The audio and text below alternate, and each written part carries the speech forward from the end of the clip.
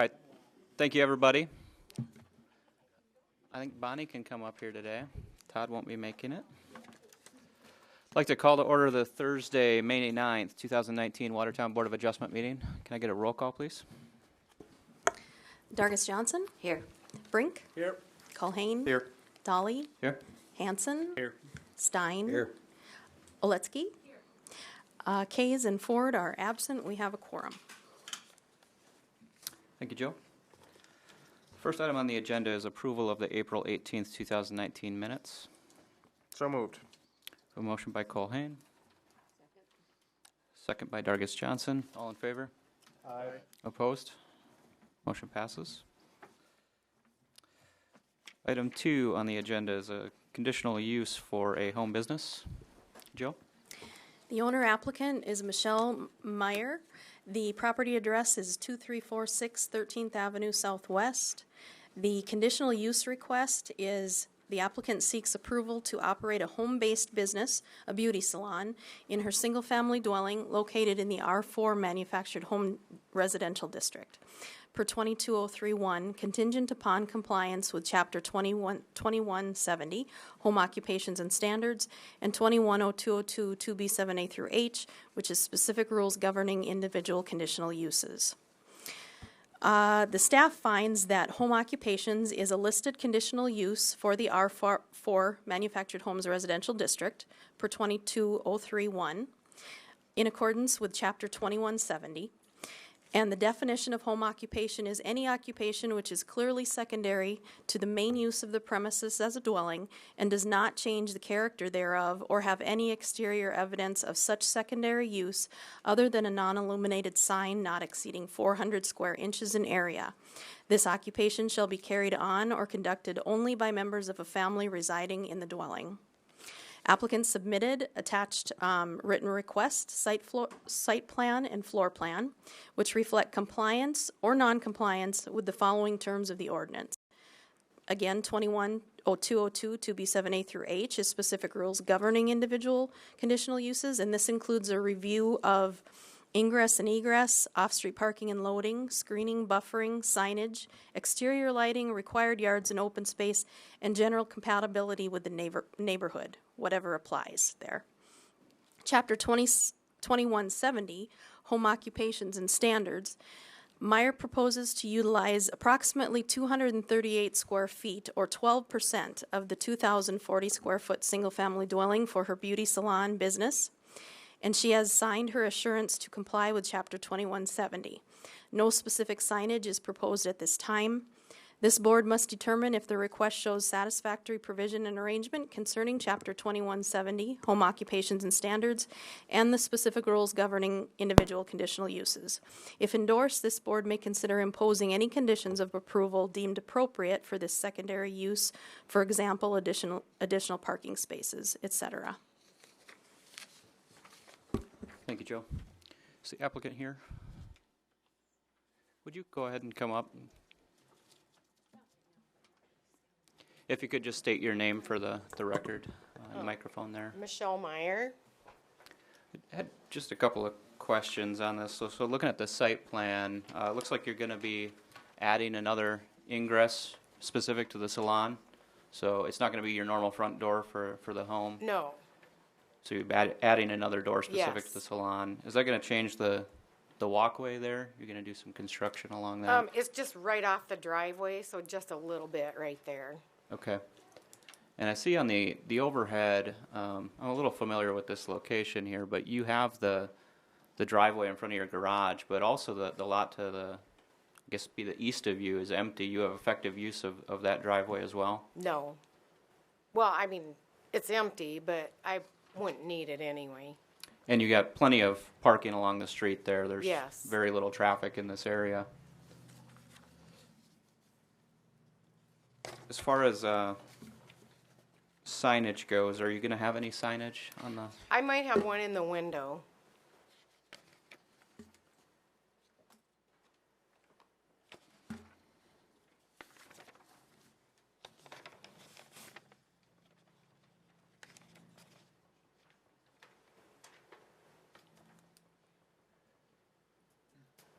Yeah, I like, looking at the site plan, I like how this salon, it's a room to itself, so we know as a board what area is going to be, so that way we can look at it and know that it doesn't exceed our limit. So that's one thing I liked to see when I was reviewing this application. Yeah, I don't think I see any major concerns with this. Yeah, the specific ingress egress for the business is always a plus, so it differentiates between the home use occupation and Yes. the residential facilities. Do you plan on having clients by appointment or kind of just show up whenever? Appointment. Okay, 'cause, yeah, that helps narrow down how many vehicles will be there at a time, and if it's by appointment, you can only expect that there'll be one car there, and with a driveway and street parking, I feel like that's adequate.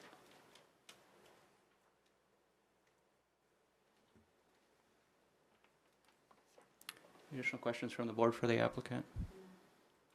Thank you. Thank you. I'll open up the public hearing. If anybody else is here to speak on behalf or against, go ahead and approach the microphone. Seeing none, I'll close the public hearing and look to the board.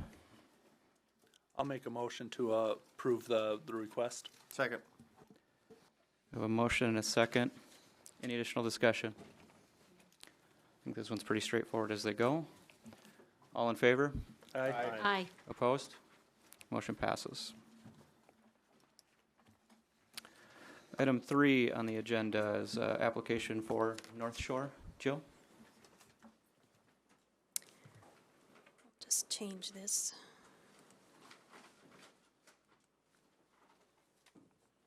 The owner applicant is Randy Grunwald for North Shore Supper Club. This used to be the Lunkers Supper Club. This is addressed 100 North Lake Drive. The conditional use request is pursuant to zoning ordinance 21-28033, bar or tavern. The applicant seeks approval for this parcel located in the C3 Highway Commercial District to be eligible for alcoholic beverage licenses, which may include video lottery, in order to sell, serve, and allow alcoholic beverages to be consumed on this premises, contingent upon compliance with 2.0102 location and 21.0202 2B7A through H, which again is specific rules governing individual conditional uses, and any other ordinance regulations that may apply.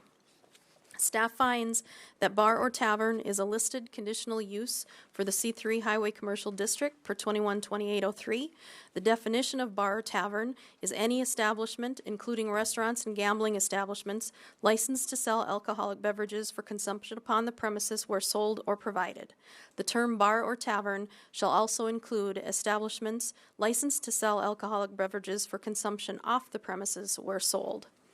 This site has not been used for alcoholic beverage sales for a period of over 1 year. That's why this is coming back to you. Per ordinance, any such conditional use upon its cessation or abandonment for a period of 1 year will be deemed to have been terminated. The applicant submitted site plan which reflects or does not reflect the following requirements of the ordinance. Again, 21.0202 2B7A through H. The specific rules governing individual conditional uses. This includes the review of ingress and egress of the property, off-street parking and loading, screening, buffering, signage, exterior lighting, required yards and open space, and general compatibility. The location, per 2.0102, the C3 zone is exempt from this limitation, so we don't need to consider that. Chapter 2163, off-street parking and loading requirements and engineering design standards. Information was not provided to determine that existing off-street parking spaces meet all of the standards for size, width, and setbacks. But this has been an existing location for such uses for many, many years.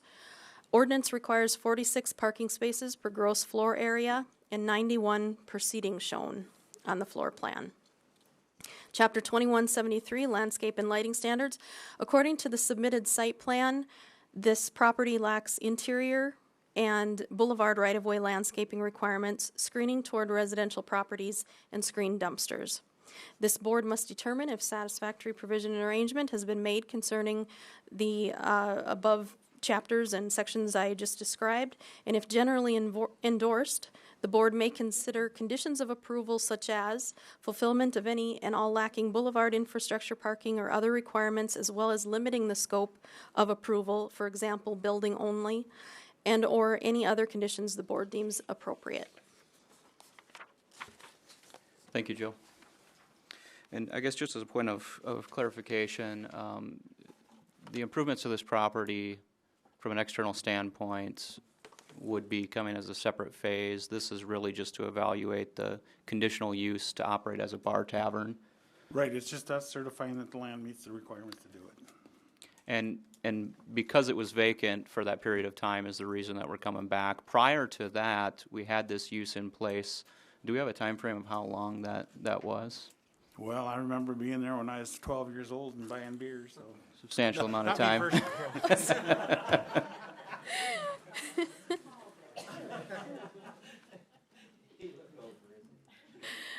Thanks for the clarification on that. It's been quite a while. Yep. I'll go ahead and open the public hearing on this. If anybody's here to speak on behalf or against, go ahead and come up to the microphone. So Jill, again, just to pick up the point that Blake was talking about, so had this license not been dormant for that period of time, there's nothing else going on here that would require this to come before us today, or? Not at this time. Okay, is this liquor license going to be for the legal description, the whole parcel, or just the building? Again, that's up to you. What we have done here is we have processed this permit to include the entire parcel, but you have the option to limit it. I believe it was the entire parcel in the past, so.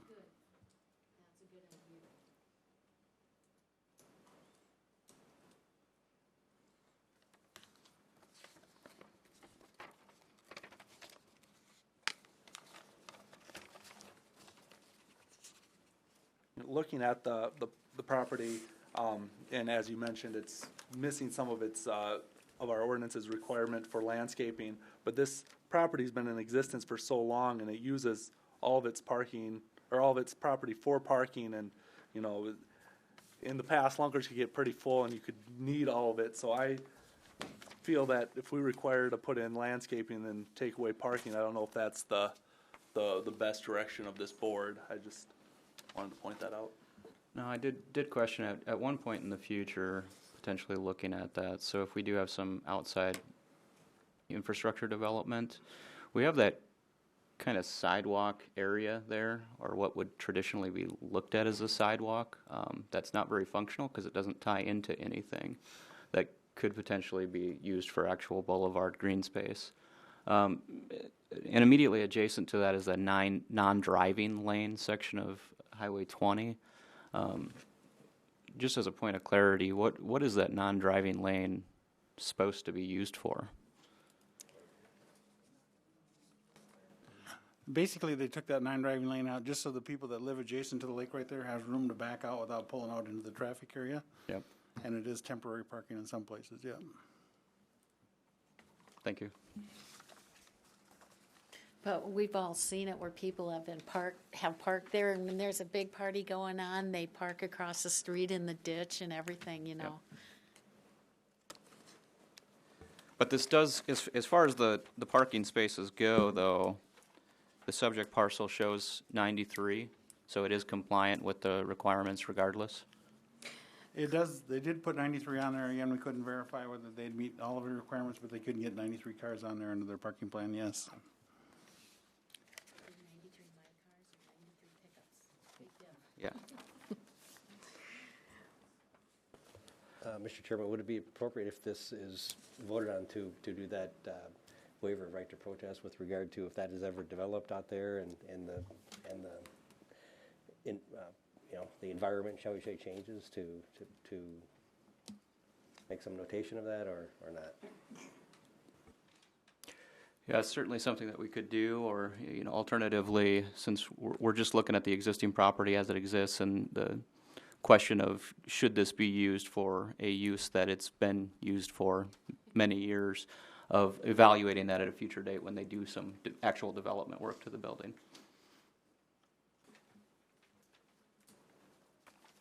Is parking lot striping a requirement or not?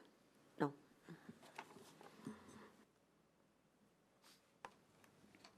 Anything? Is the public hearing open, or are we just having a The discussion? public hearing is open, yeah. And nobody's here to speak for or against it? Was there any inquiries about shielding, or what's the phrase?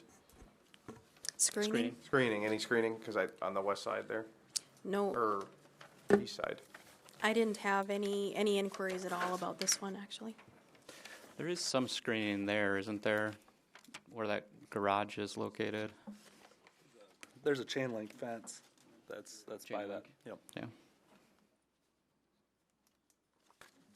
I'll go ahead and close the public hearing.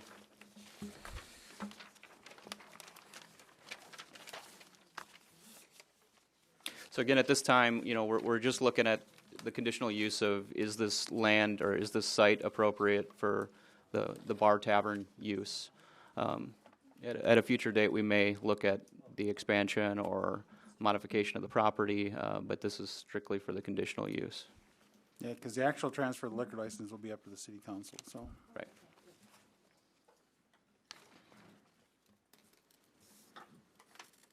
I'd like to make a motion to approve. Have a motion Second? and a second. Any additional discussion? All in favor? Aye. Opposed? Motion passes. Item 4 on the agenda is a conditional use for specific use office building.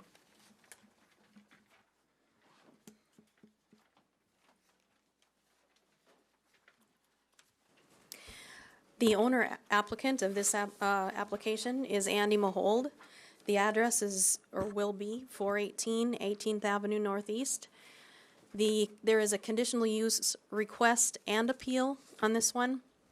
The applicant seeks approval to operate a specific use office building in the R3 multifamily residential district pursuant to 21-20037 and contingent upon compliance with Chapter 2174, Limitations on Specific Use Office Buildings, Section 210202, 2B7A through H, specific rules governing individual conditional uses, and any other ordinance regulations that may apply.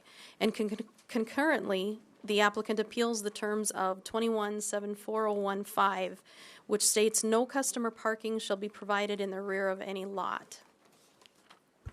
So the staff finds that specific use office building is a listed conditional use for the R3 multifamily residential district per 21-20037, provided that it is only allowed on property which abuts any collector street or minor arterial street, as those terms are defined in the comprehensive land use plan adopted by the city, when such property is directly contiguous to any commercially zoned property and or planned unit development within the city, and when such PUD does not include proposed or existing land uses whose proximity to the proposed location of the specific use office building would, in the opinion of the Board of Adjustment, render granting the conditional use contrary to established zoning and land use principles, and has a lot frontage width of not less than 75 feet.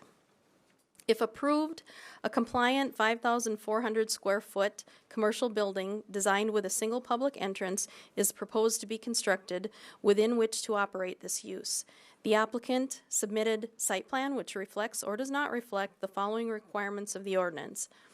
These specific rules governing individual conditional uses, again, this includes the review of ingress and egress, off-street parking, loading, screening, buffering, signage, exterior lighting, required yards and open space, and general compatibility with the area. All conditional uses are contingent upon compliance with 210202 2B7A through H, and furthermore, this board must find that the proposal complies with Chapter 2174, which is the limitations on specific use office building. This board must determine if satisfactory provision and arrangement has been made concerning those chapters and titles, and if generally endorsed, the board may consider conditions of approval such as fulfillment of any and all lacking boulevard infrastructure parking or other requirements, as well as limiting the scope of approval, excuse me, and or any other conditions allowed by ordinance. Thank you, Jill. On the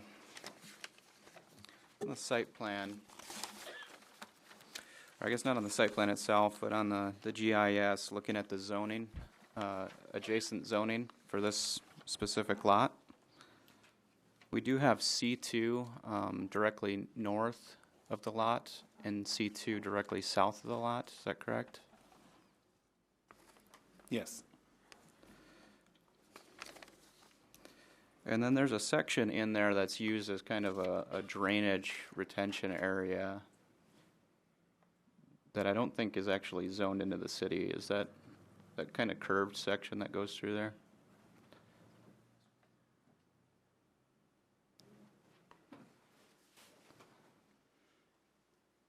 That is in city property. It is in city property. Yep, it's owned by the city. And so it's owned by the city, but it's reserved specifically for the detention facilities. Yes. So there's going to be no development necessarily behind there, but across the street where it's C2, directly across the street, Yep. that is a lot that's available for development as a C2 property. Yes. Okay, thank you.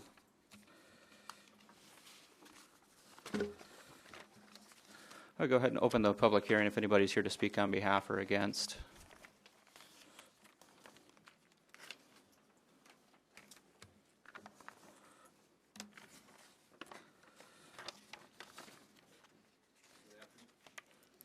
Good afternoon, members of the board. My name is Andy Mahold. I'm the applicant for this potential project. I believe you have the site plan in front of you, and you probably had a chance to review the letter submitted with that. We took a little care on the site plan and the setup of this to have the parking in the front and the parking in the rear, and to actually move the movement of the vehicles away from the residential properties that are east of this. You'll see on the west side of the building there is a way to drive to the back part of the lot for more of a staff parking situation. We just felt that fit on a lot better, and I do think this is a compatible use for that lot.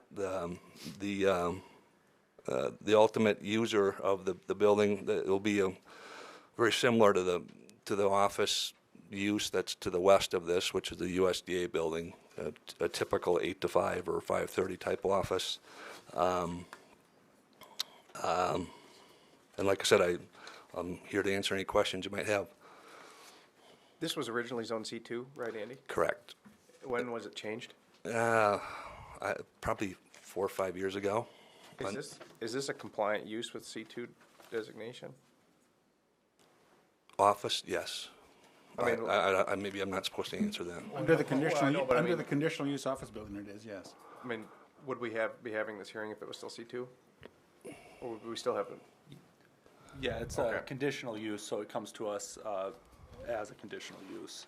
I thought there was a parking Uh, limitation. Yeah, then there was a variance about where the parking is behind the building. That's what I mean. Would we Right. have the parking issue if it was still C2? Well, under the conditional use of a specific use office building, again, they throw all the parking to the front because typically the rear of the building is adjacent to the residential properties. So they try to isolate it by putting the building there to block it. But in this particular case, it actually does put more of the parking away from the residential than towards the other one, so. Yeah, that was the scenario when we first developed that, was that exact scenario where the residential was to the rear. In this case, it's to the side, and we're not going to have development along the rear.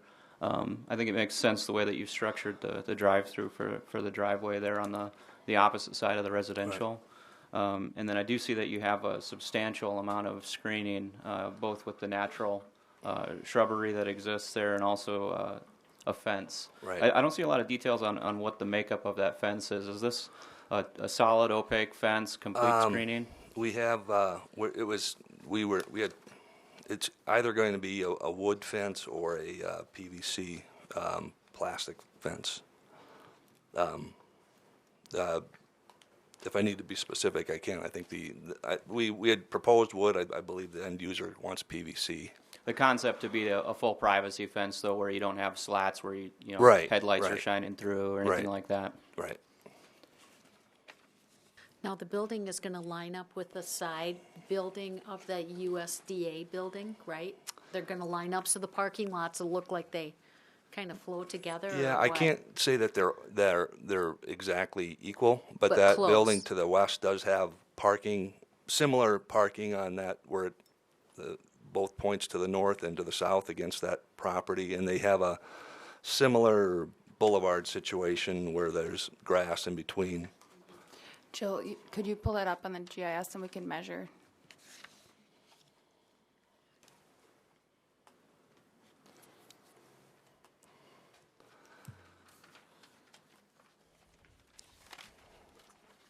So he's like 84, like 90 feet back from the property line.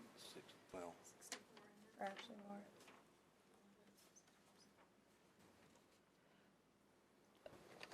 To about 90 feet from the sidewalk. 90 feet from the sidewalk? Mm-hmm. Are you gonna leave the driveway as is, or Yeah. is it expanded? actually, the half of that access / driveway is actually on this property. No, Jill, like 70. When the other office building was built, they needed to double that width, so part of that is actually on this property right now. So we won't need any more curb cut or anything like that. It was planned to be a shared access at the time that was done, so. So is the driveway, it's gonna be on the west side of the building, be between both of those buildings and just keep going Yeah, south? it would be, basically, once you were on the subject property, it would probably, that's where your driveway would be, just a minute. So there would be a little bit of space in between there. So how did it line up then, Jill? How, It's about even. So I do see there's a utility easement that goes along that section. Is there going to be any issue with that being then covered by the driveway from an access standpoint, accessibility? You hope you don't have to tear it up at some point in the future, right? Right, right, and there's actually easements kind of all over this. Yeah. But, there's a 15-foot easement on the east, which we're staying out of. There's actually a sewer line in there and a storm sewer line in there and all the rest of the utilities. But we're staying away from that. So there's no structure except for maybe the dumpster structure. And we, again, tried to keep that away from the residential as well. And then your site plan does show the sidewalk too. So currently that sidewalk kind of dead ends at this property.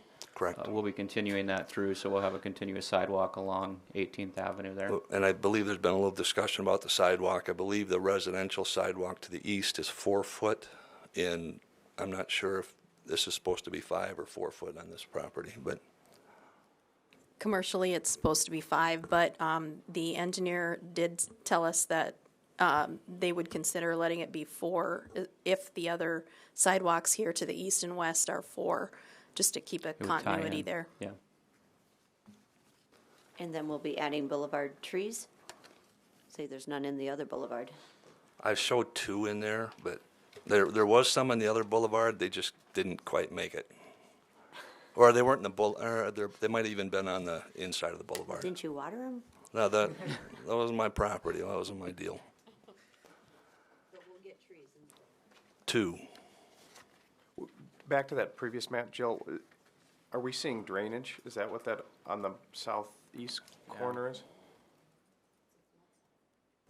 Yes, actually, the yellow that you're seeing here, if I get the right button, this is actually floodway. And then there's a small floodplain area here, but the property basically is out of that. There's actually a culvert under there that pulls water from a low point over on 81 back to the greenway. I believe that floodway's been removed from there by Aloma Phil F anyway, so. Or I know it has on the flood- south. Maybe not, I mean, the yellow, the floodway has been removed. There still might be a little bit of floodplain in there, but so. Jill, did you hear from any of the adjacent landowners? I had 2 call-ins from adjacent landowners that were just simply asking general questions. They did not leave any kind of information for me to give, whether for or against. I also had one contact too, and they were basically just wondering about screening, and I explained that there was already a proposed fence and trees, and they were pretty happy with that. I think there's a couple neighbors here, whether they want to speak or not, I'm not sure. Yeah, we're in the public hearing now, so if anybody wants to come up, feel free. Okay. Before I leave again, one quick question. If I sell this to the contractor, and he sells it to the actual end user, does this still stay in effect? It does, okay. Otherwise, I was gonna have to ask to have his name added. Okay, perfect. Before you go, Yeah, I noticed the trees along the east side. yes. Okay. Now, is that fence that you're going to put up going to be on I assume you're going to put it on the west side of the trees then, so that the neighbors get to enjoy the trees? Well, that would, we didn't know which would be better. That's what I'd want to see if I were Right. there. But, And those, those trees might not be accurately placed per se on here. We put them, we wanted to show that they were on here. but they might end up being in the way. Well, I don't believe they're gonna be in the way. I just don't, as far as exactly where they're placed, whether they're there. But, Well, I was referring to this. I wasn't No, looking right. at your site plan, Right. but so, the fence was, I guess it's, if there's we had it right next to the parking lot, the area, and then we thought maybe that would be better on the other side, but I'm not, there's no. If we do have neighbors here, we can certainly have them weigh in on what would be preferential from their standpoint. Okay. Thank you, Andy.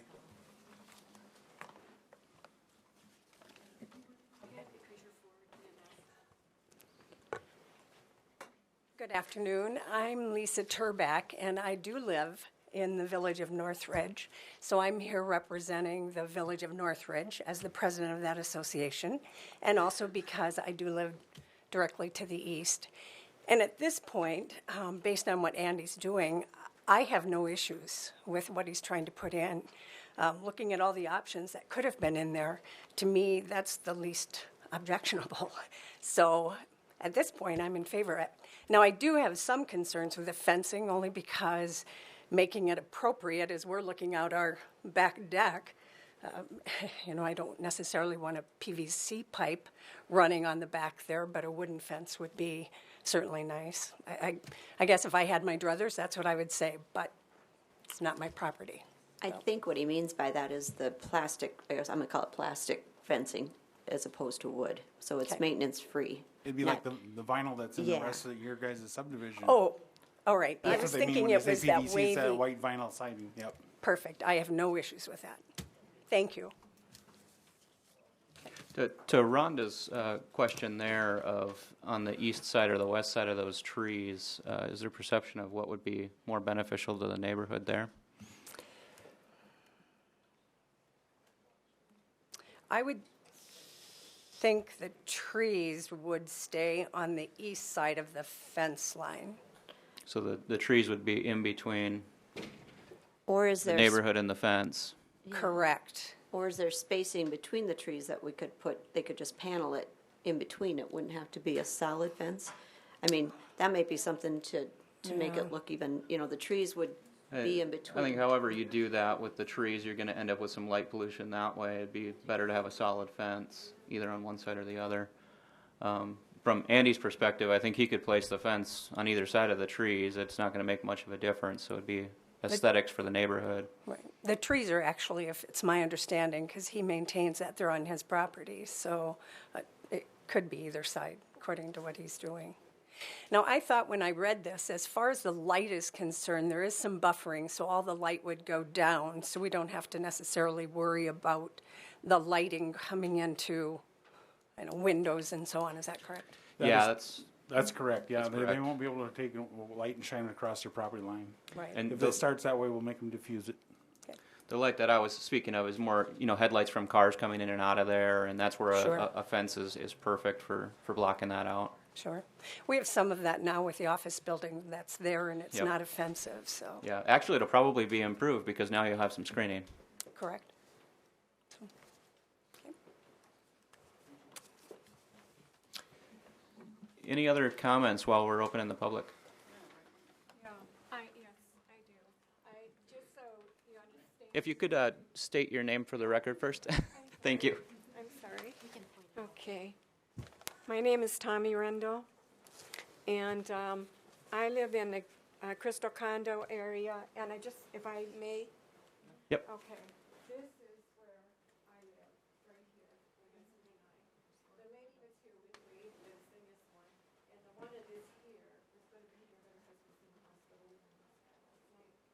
And so, where this is, I mean, I can look right up, my bedroom faces this, and, I mean, we are so close to where that is. So, hearing traffic, this is residential, we're all seniors on that side. And we like the piece of the private that we do have in that area, and, I guess, we do have some concerns about this building going in. It's a narrow area, and it's gonna facilitate the whole thing. When I look out my window now, I'm gonna see a wall, or I'm gonna see a fence. It's gonna obstruct all the view that we have out there for the looking in the country. Not that that matters if you don't live there, but it's important to the people that live in the condo of what we see. And the trees that are there, if the fence is going in, I'd rather keep the trees so we at least see the trees if this gets approved. We don't know what the building is on the outside of the building. We didn't hear about is it going to be brick? Is it going to be rock? Is it going to be We stone? do have some images of what the building's going to look like. Aesthetically, it looks like it's a pretty nice building for the neighborhood. A mix of shake siding and some of the brickwork, similar to what you'd see in some of the condos that are in Northridge there. Mm-hmm. I do understand your concerns. In some cases, it's nice to be next to one of those empty lots where you get kind of that wide open area. But at the same time, we have to, be conscientious of the property owners too on wanting to develop that property. And what we're trying to do here is to make sure that development is being mindful of both parties' interests here. And so the screening questions and the fencing, how the aesthetics of those trees might look are definitely concerns that we're looking at from your standpoint of view. I think ultimately the fencing and the screening that we put up is going to help with some of that issue with the traffic that you were concerned about. And Andy mentioned that he was okay putting the fence on the inside of the trees so that you'd have the trees facing your side of the property still and kind of have that natural greenery. Yeah. Let's see what else I had on here. We are not trying to be offensive in any way. I think Andy is a really neat guy, and so this is nothing that we're trying to, bring against Andy or anything. But I mean, and I know we're not going to be the ones to stop it if this is what the people want and everything. But us people in the condom, we're not real happy with this because it's taking something away from us. And I guess there's nothing else to be said on that other than how it affects us. As far as the fencing, though, you would prefer it on the building side, so you still have the trees visible. Yes, I would. And Something that might give you some assurance too is that with this being zoned R3, which is multifamily residential, it could be an apartment building, which then would have lesser setbacks. At least with this use, you're getting 20 feet of setback for the side yard, opposed to 10 of what that would be. Could I ask what kind of businesses are going to be in this building? What kind of businesses, Andy? Jill, do you have the It sounds like specific use professional office building regulation? Because there is some restrictions on what go into that, right? Not really in this one. There is the list of professional services that can be utilized as a specific use office building. Yeah, but that's a different definition. You're going by one that says west of Highway 81. The one in the R3 does not specify the type of structure. or But business before, it when is. it was specific use, it's just professional services. Right. But that's the type of thing that you would expect to see in here, right? Is, you know, insurance agencies and clinic type operations, or Yes. similar to the other buildings that are in this area as well. Yes, a professional, like they said, a professional use office building usually is something like attorneys, financial officers, lenders, maybe chiropractors or a psychiatrist or something like that is usually what goes in. Now, on the building on both sides, there's going to be windows like that lined up on both sides of the building? Is that? This is the east side. This is, So that's the side facing us? yes, this is the front. This is the east side that's facing you. And this is the west side. And this is the rear of the building. Yeah. How come so many windows? I mean, that sounds like maybe a stupid thing, but if you're living right there, I mean, my bedroom is we got a bay window, and we'll be looking right into that building because your fence is going to be in front of the parking lots, not the building, my understanding is. Yeah, so there won't be any fence on that side, except for the parking lot areas, but there are still some of those trees that are there. The fence is limited to the parking areas on the site plan. So I can look out my bay window and look into somebody's office. I mean, we're pretty much that close to this building. It's very close to where we live. Well, the unfortunate thing, like Brandy brought up, though, it could be an apartment building, and I own rentals, so you should be happy you're getting a business as I'd opposed be to happier if it was neither. I know, dear, but it's going to get developed. I mean, it has to get developed, and that's what's going to happen. So, I mean, the lesser of the two evils. I mean, if you have to give up your privacy, I think you'll be happier that it's 8 to 5 as opposed to 24/7. All if it's apartments. So, I mean, I know that that's not any easier to swallow, maybe, but if it's apartments and that can go in there, like Brandy said, they would be closer. And you'd have more traffic, and you would be looking into other people's bedrooms. At least here, you're not going to be looking into bedrooms. You're going to be looking into office area, if that helps. But and you'll have the trees and the fence screening, so it'll be an adjustment for you to get used to. But you'll still get the trees, and the view changes a little. I guess that's all I have to say then. Thank you. Thank you.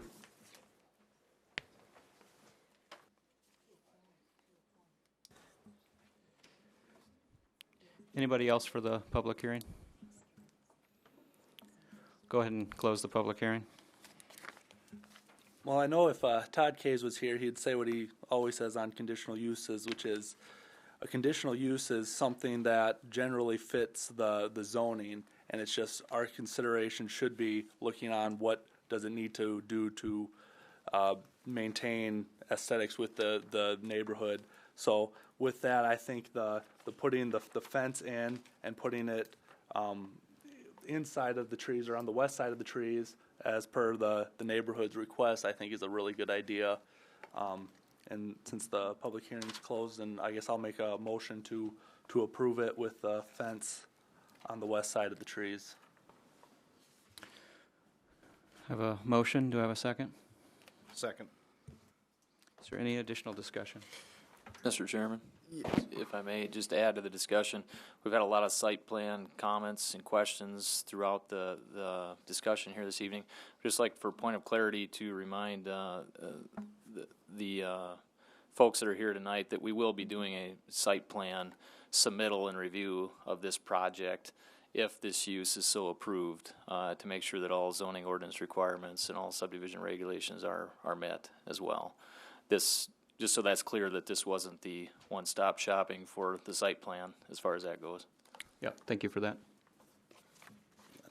I'd also like to point out that, as far as their request for a variance in the backyard parking, behind the building parking, I think that works just fine in this area since behind there isn't developed and it's not, it's a floodway. So I also just want to mention that I feel like parking back there is appropriate where it may normally not be in the specific use office building scenario.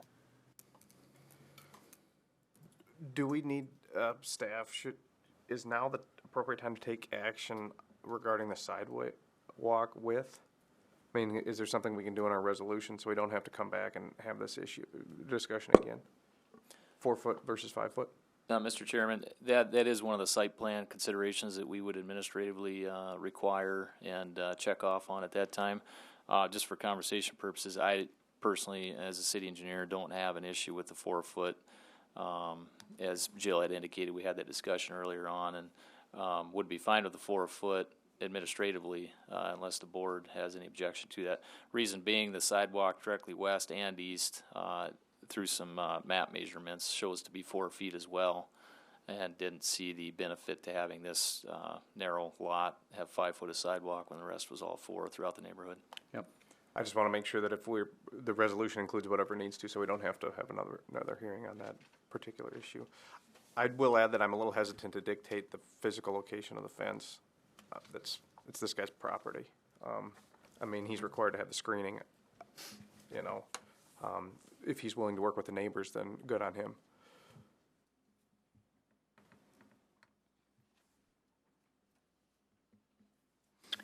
If there's no additional discussion, we'll take a roll call vote. Brink. Aye. Hanson.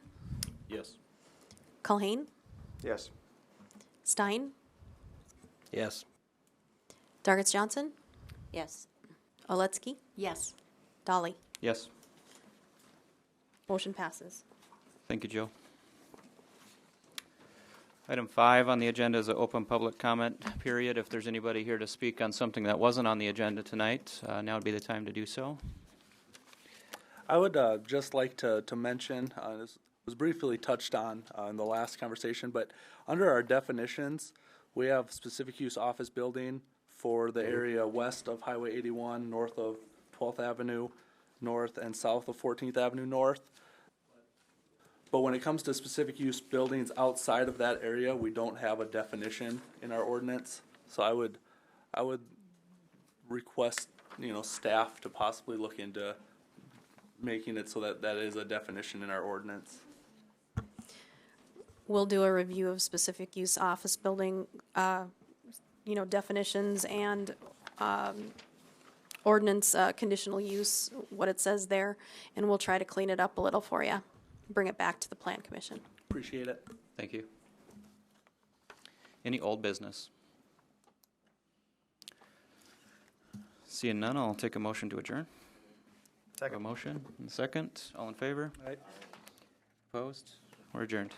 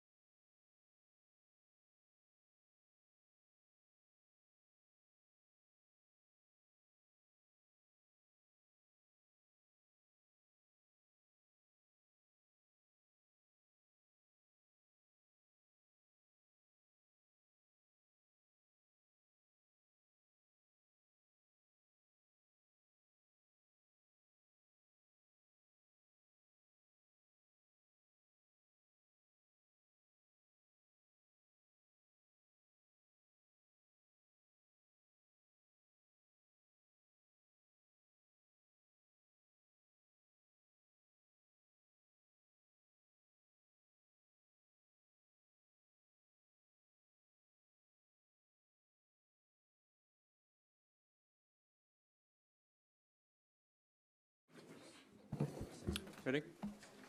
All right, good afternoon, everybody. I'd like to call to order the Thursday, May 9th, 2019 Watertown City Plan Commission meeting. Can I get a roll call? Dargis Johnson. Here. Brink. Here. Culhane. Here. Dolly. Here. Hanson. Here. Stein. Aletsky. Here. Or are you leaving? Oh, okay. Okay, so Stein, Kays, and Ford are absent. We have a quorum. First item on the agenda is an invitation for public comment participant submittal. If you'd like to speak on something that's not on the agenda today, we'll have a time for that later on in the meeting. Item 2 on the agenda is the approval of the agenda. I'm going to make a couple amendments to it, Okay. per usual. So I'm going to add resolution number 2019-03 as an amendment. That was what we had previously acted on for the Terex TIF. We just made a couple clerical changes, but we figured since we have this meeting, we'll just bring it and to be reapproved. And then as old business, we will discuss feather signs within the I-1 and I-2 district, just as discussion. And where we're at in the agenda, do you want to put that 2019-03? Let's do that as number 4. So Okay. that'll be the first action item. I'll make a motion to approve the amended agenda. A motion by Culhane. Second by Dargis Johnson. All in favor? Aye. Opposed? Motion approved. Item 3 on the agenda is the approval of the minutes from the April 18th, 2019 meeting. So moved. Motion by Culhane. Second. Second by Brink. All in favor? Aye. Opposed? Motion passes. So item 4 on the agenda is resolution 2019-03. Brandy, I'll make a point of clarity that I'll recuse myself from the vote on this matter, but we'll facilitate that now. Sounds good. So I'll pull this up here, and just to point out the change from the previous resolution. So basically, we had language in there that called the city council the city commission. So there was 2 places where that was changed. So we updated it to say the city of Water. Okay, there's a changed one. The printed one here. So where it says this City of Watertown Commission, that now says City Council. So the one that I have printed Brandy, here. I actually don't, we should not have the Plan Commission take action on this.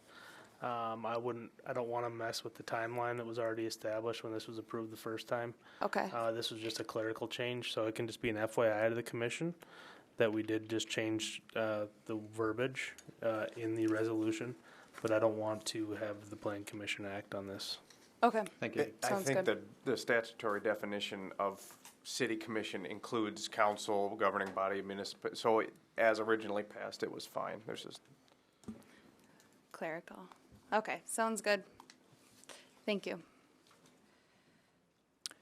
Okay, moving on then to item 5 on the agenda is the Calvin Industrial Park.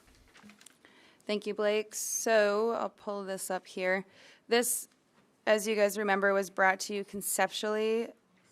And so now we are presenting you the preliminary plan, which does meet all of our subdivision requirements. It's creating 3 industrial lots. We'll have 2 public streets that will have a full hammerhead turnaround easement to facilitate, beings at dead ends. So we have 28th Street Southeast and 17th Avenue Southeast. We are including sidewalk on the north and the east side of those streets for pedestrian connectivity. Some other points. The lots will have the private detention ponds. They will be served by private sanitary sewer services. And as far as their development, that too will be looked at more extensively at a commercial site plan application. But as for the preliminary plan, it does meet all of our requirements. And so just for proximity too, this is WDC's property just to the east or to the west of Terex. And I'll pull it up on the GIS. So you say they're going to have private sewer and water? Yes. So they'll connect to the water main in 15th, I believe. And then the sanitary sewer, they need private lift stations or grinder pumps. And just as a point of clarity, they will be provided water through the public water system through municipal utilities, having private service lines. Similar to the sanitary sewer, they are going to have private service lines, but they are going to be individual grinder pump forced service lines that need to be lifted to the public gravity system. The city will not be taking those private lift forced service lines over for public ownership or maintenance. They will remain private to these individual lot owners. Is that primarily driven by the geography of the lots, or? Precisely. The extension of the sewer mains in this area does not facilitate gravity flow to feed these three particular lots. That's been explored by the consultant that put the development plans together, and there's just not enough grade there to make gravity service work for these three lots. Brandy, can you pull up the street plan?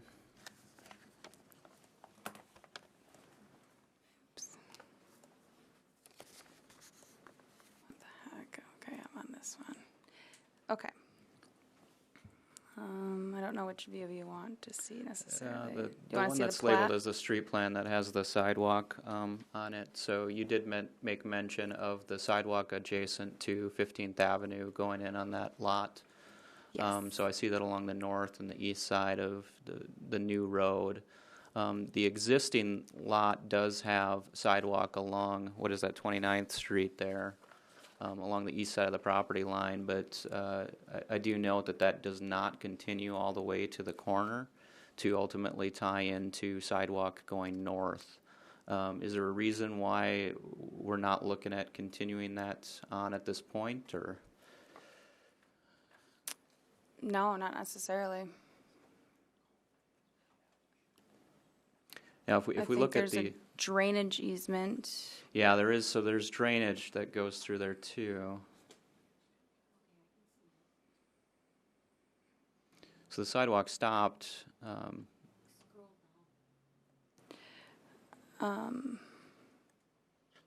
Down. It's basically this north-south stretch of road here that we have the sidewalk put in on. And then if you go a little bit farther to the north, Walmart development does have sidewalk as well, but there is a kind of a gap in between there without it. However, if we're looking at development of this property, I think we should continue that sidewalk to the corner in anticipation of having sidewalk along 29th at some point in the future. It's a short stretch there to take it. I don't, however, think we necessarily need to have a sidewalk going off to the west there along that, what is the drainage ditch. We don't have any sidewalks back in that development. Yeah, and Mr. Chairman, that's definitely something we can add to the site plan requirements to extend that northerly segment of sidewalk to their property boundaries to the northeast corner there. Yeah. Okay, I'm still hung up on the sewer and water. You guys left me back there. My concern, we're going to sell these lots off, right? It's Watertown Development, whoever takes them over. Okay.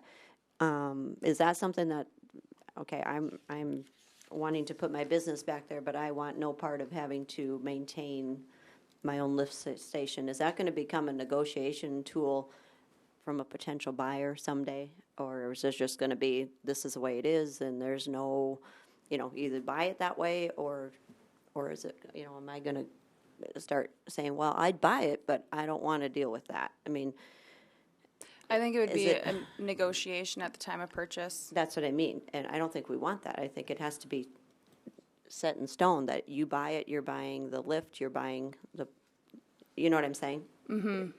Mr. Chairman, so in contemplating the sewer service, it is albeit not ideal, to have a force service main or service line.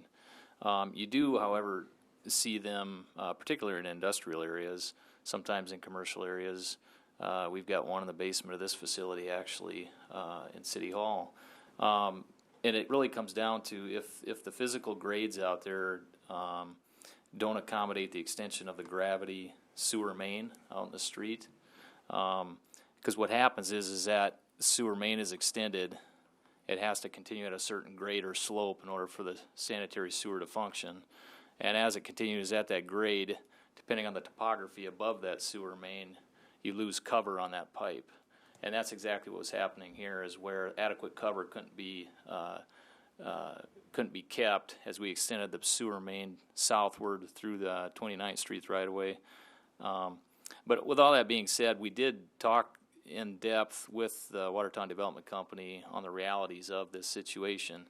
And the Watertown Development Company director was comfortable with the idea of selling these lots as being proposed here.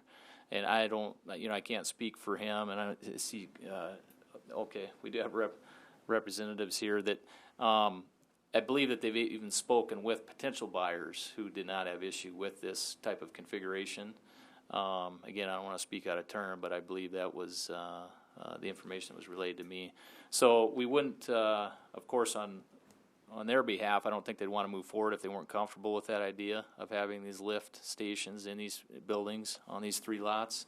But that is definitely something we discussed in depth, and they were comfortable moving forward in that manner. Are there any other buildings out in that area with the same type of configuration with the septic? As far as having a lift service line, not that I'm aware of. There may be. I haven't done any research on that to speak definitively one way or the other. So you're saying that subdivision that's east of Stones and stuff, east and north of Stones, that's all connected to the city sewer? Isn't that Is it Ridge or isn't that something? holding tanks? It's holding tanks? I believe that's all fed by city sewer. The geographical limitations there that you were discussing, is that going to be an additional issue then as we continue to develop to the south of these developments? So as you continue to the south, there are opportunities to build new infrastructure and feed the southerly lots as you go south along 29th and then west along that same route where that curve is. It will take new infrastructure to be built and a new city public lift station to be constructed as well. And we're in some preliminary design layout phases of that infrastructure that the same consultant's been, infrastructure design group has been working on. So we hope to accommodate future subdivisions in those lots with gravity-fed sewer service. Okay. By installing that public infrastructure. Yeah, just thinking out the long-term perspective for that area of town, we're going to see some significant development out there, we assume. Just as a point of clarification, Commissioner Oletsky said septic or drain field. It's not a drain field. It will have to be connected to the city sewer. That whoever ends up with that property will be responsible to maintain that. It's not. Okay. It's not a septic. That's good to know. It will be a private lift station to the city line. Oh, that's good to know.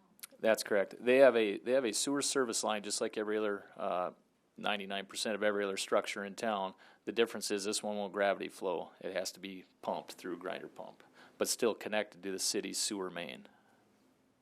But Kinda that property around, owner, kind of like around some of the rural lakes and stuff, they have their public, it's that type of operation, like at Ponset and Cochrane and stuff. Yeah, I guess I'm not familiar with those, but we have public lift stations out at our lake, and this is just a private version of it that gets it pumped out to the gravity main. My concern, and I guess because of my occupation, it needs to be disclosed and it needs to be right up front.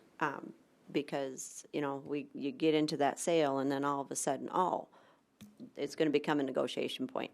And the other thing would be I think that they have to have some idea if they have trouble with it, what it costs to maintain that. I mean, is it every 10 years you're replacing that? You know, is it every, I'm just, because, you know, you just don't want those surprises. Do those pumps last 5 years? Do they last 10 years? Do they last 100 years? I don't know. I don't know how much work they are, but I just think it's only fair to that prospective buyer that they understand what they're taking on there. And not just disclose, that's all. Right. And that it's not negotiable, because we don't need that to fall back onto the city once it's developed.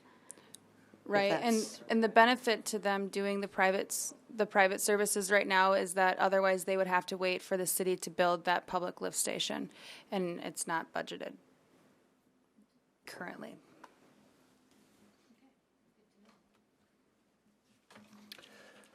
Why, question about the street plan, why did we decide to do a hammerhead turnaround instead of like a cul-de-sac? I mean, in order to utilize that easement, you have to drive onto Lot 1's property instead of on city right-of-way. Is there a reason that wasn't pushed? Yeah, it's a great question, Commissioner. We, when looking at the concept plan, we looked at the right-of-way configuration for these lots and then the lot configuration as well that corresponds with that. And the way this layout worked, what we did not want to happen is for the right-of-way to dead end on private property.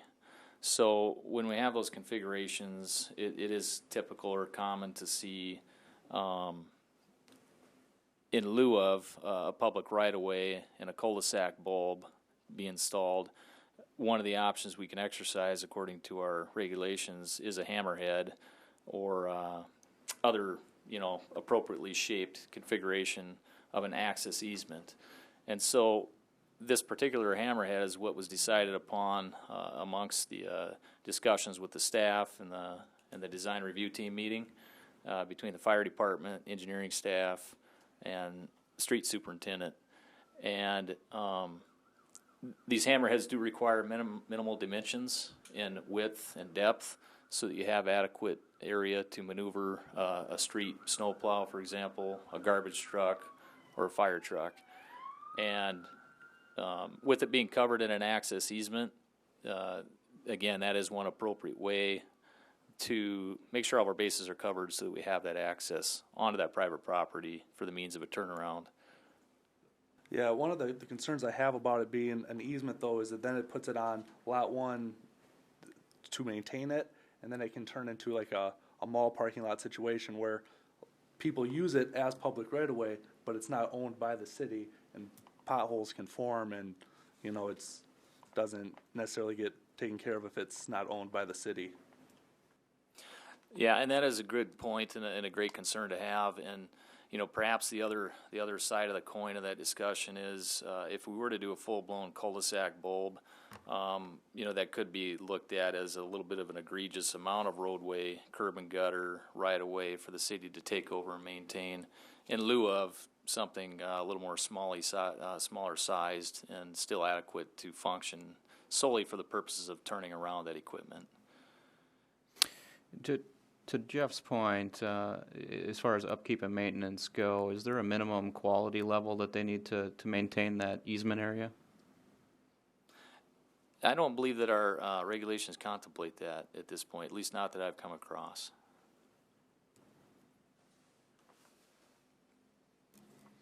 So for snow removal, they would go up, push it to the side, back up and turn around and just come back the other way and leave piles? I mean, isn't that turnaround eventually going to get just, filled up? So really what will happen, and what's likely what we've seen in some of the renditions for the site plan for Lot 1, is that 28th Street will be extended as a private drive once you hit the property line at Lot 1. So the pavement would likely continue, and it will look probably a lot like 28th Street, and really it'll have those stub outs for that additional width for a turnaround effect. But you're all right, it will be private property and privately maintained. And if, personally or professionally from an engineering standpoint, is there concern for the snow plow or the garbage truck or fire truck on occasional use of that as a turnaround? Is there as big of a concern for potholes and things like that as opposed to a lot of public use, I would say no. The concern's a lot less. Now, if it were a lot of public use, that concern would be a lot higher, of course. We wouldn't want the general traveling public having to traverse potholed private driveways and such for the purposes of traveling through town. So those are some considerations to give to the discussion as well. And I'm guessing we limit access off of 29th Street, or else, we could have driveways off of that and give access to lots 1, 2, and 3 without any need for right-of-way in streets. But I'm guessing, is that why we didn't just, we don't? We'll be specific about that all of the access will come from that extension of the public street on the plat certificates for the access, that it would restrict, that it would not, those lots would not obtain access on 29th. And due to the geography in that area, we don't really foresee that road ever extending on to the west. It's only ever going to serve these properties. Right, and we had discussed that previously when we were at the concept plan phase, and then as staff and everything. And so what we will include on the plat is a 20-foot access easement. Yeah, and that will be, yep, so utility easement. I don't know, this might, so it's going to run on the north and the west edge of Lot 3, just in case access ever does need to be provided for this area, although we do still have access to 29th if that needs to take place.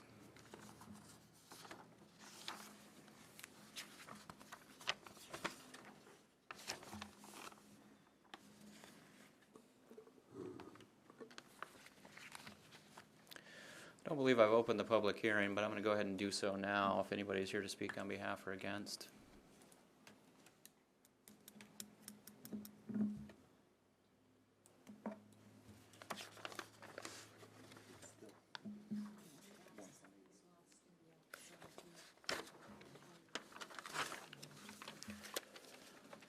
No additional public comments. I'll close the public hearing.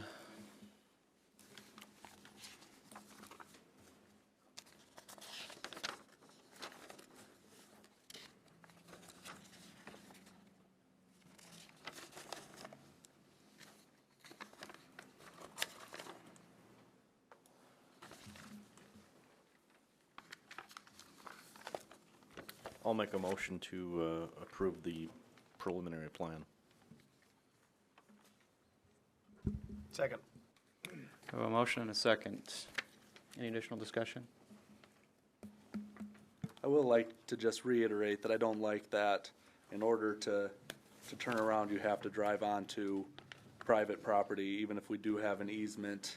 I feel like we have some bad examples of that already in our community, and I don't like the idea of it here. And I know this spot won't get the traffic that some of our other areas get, but it's still just kind of the principle of the matter.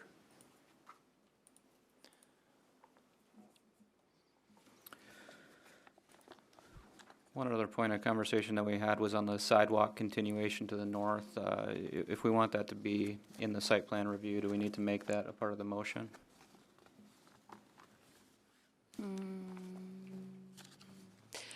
Yeah, you could include it, being that it's not shown on here. Because it's not shown on the site plan. Yeah.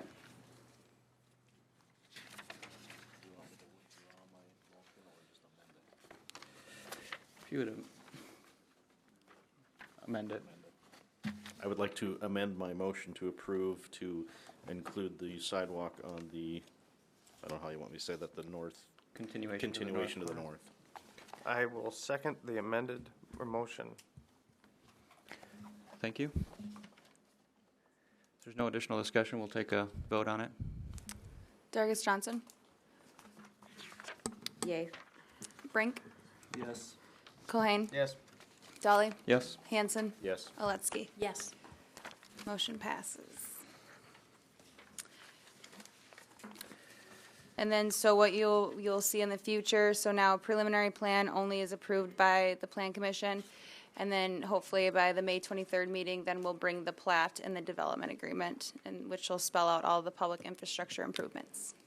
Perfect, thank you. Moving on to item 6 is open public comments. I didn't see anybody approach previously, so we'll move on to new business. First item on the new business agenda is lakefront yard setbacks.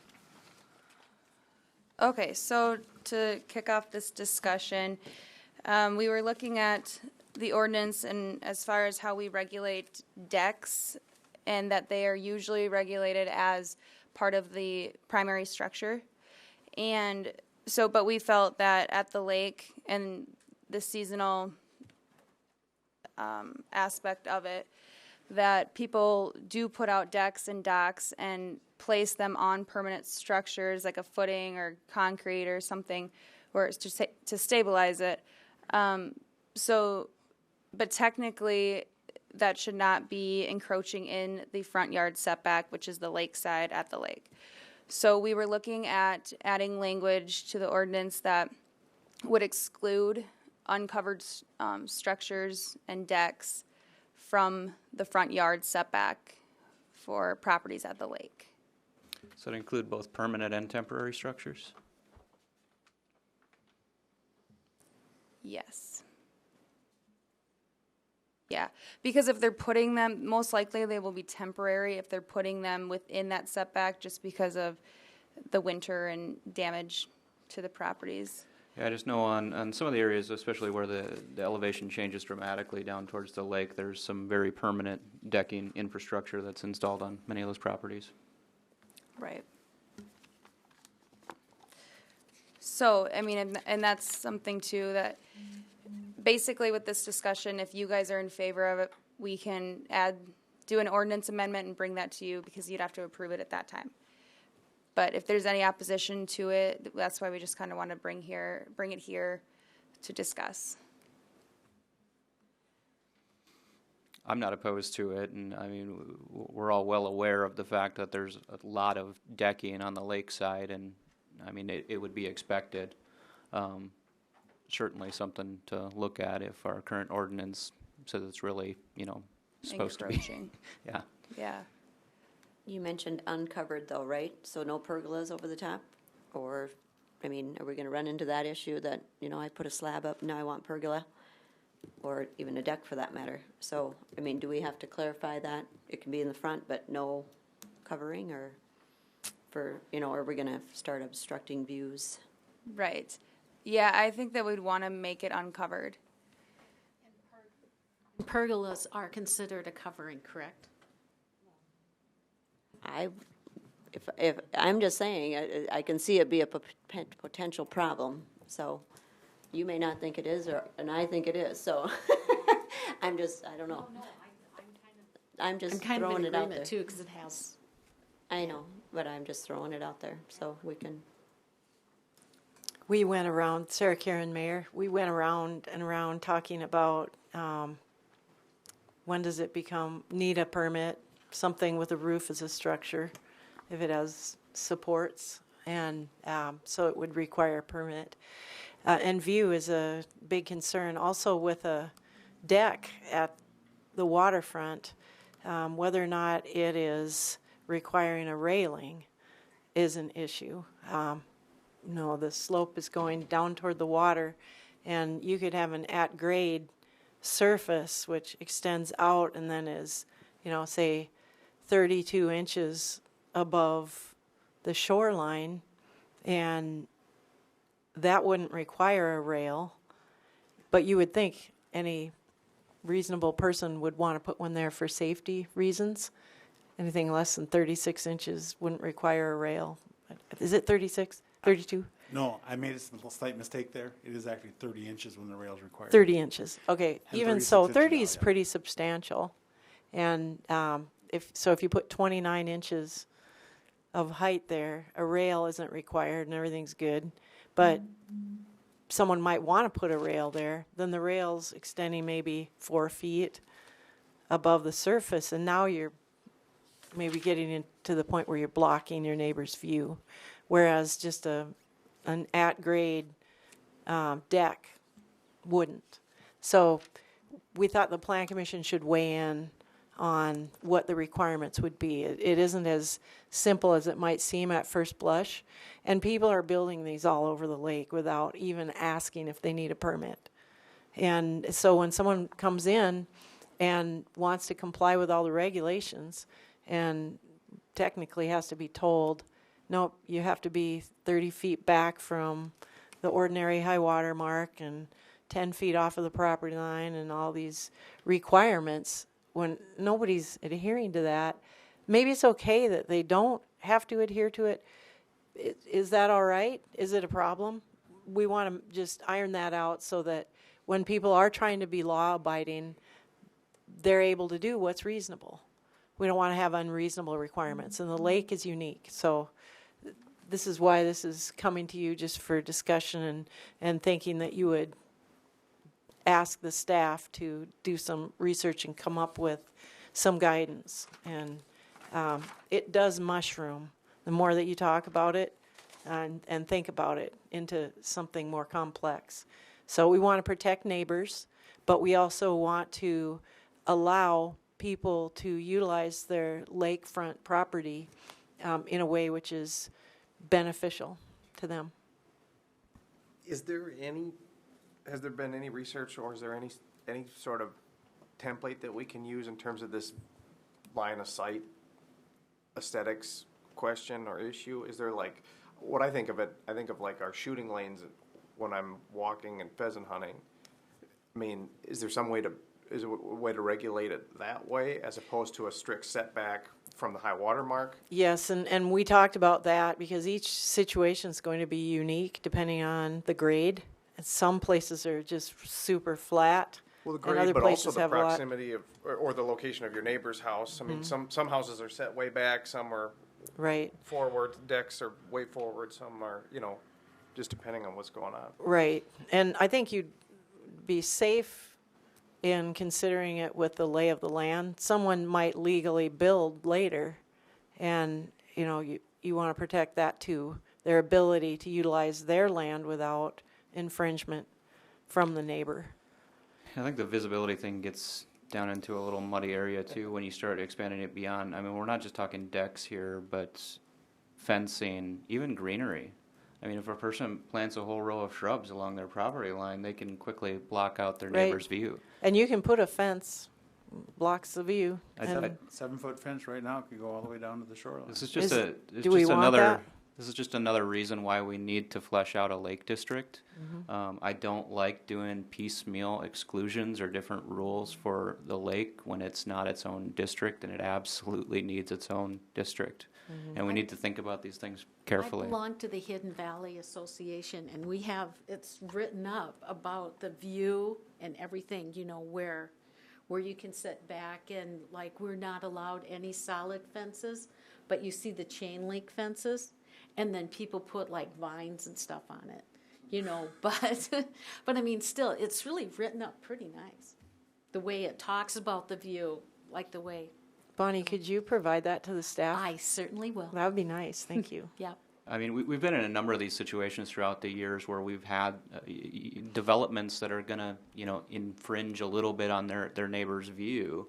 And the fact of the matter is, oftentimes, it's less of an infringement than somebody could do without any kind of permit, that they're completely allowed to do that. 7-foot privacy fence would be a major detriment to your neighbor's view, right?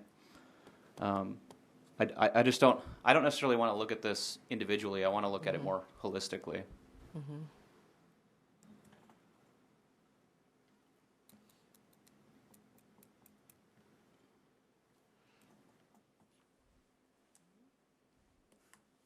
Does that help? I probably.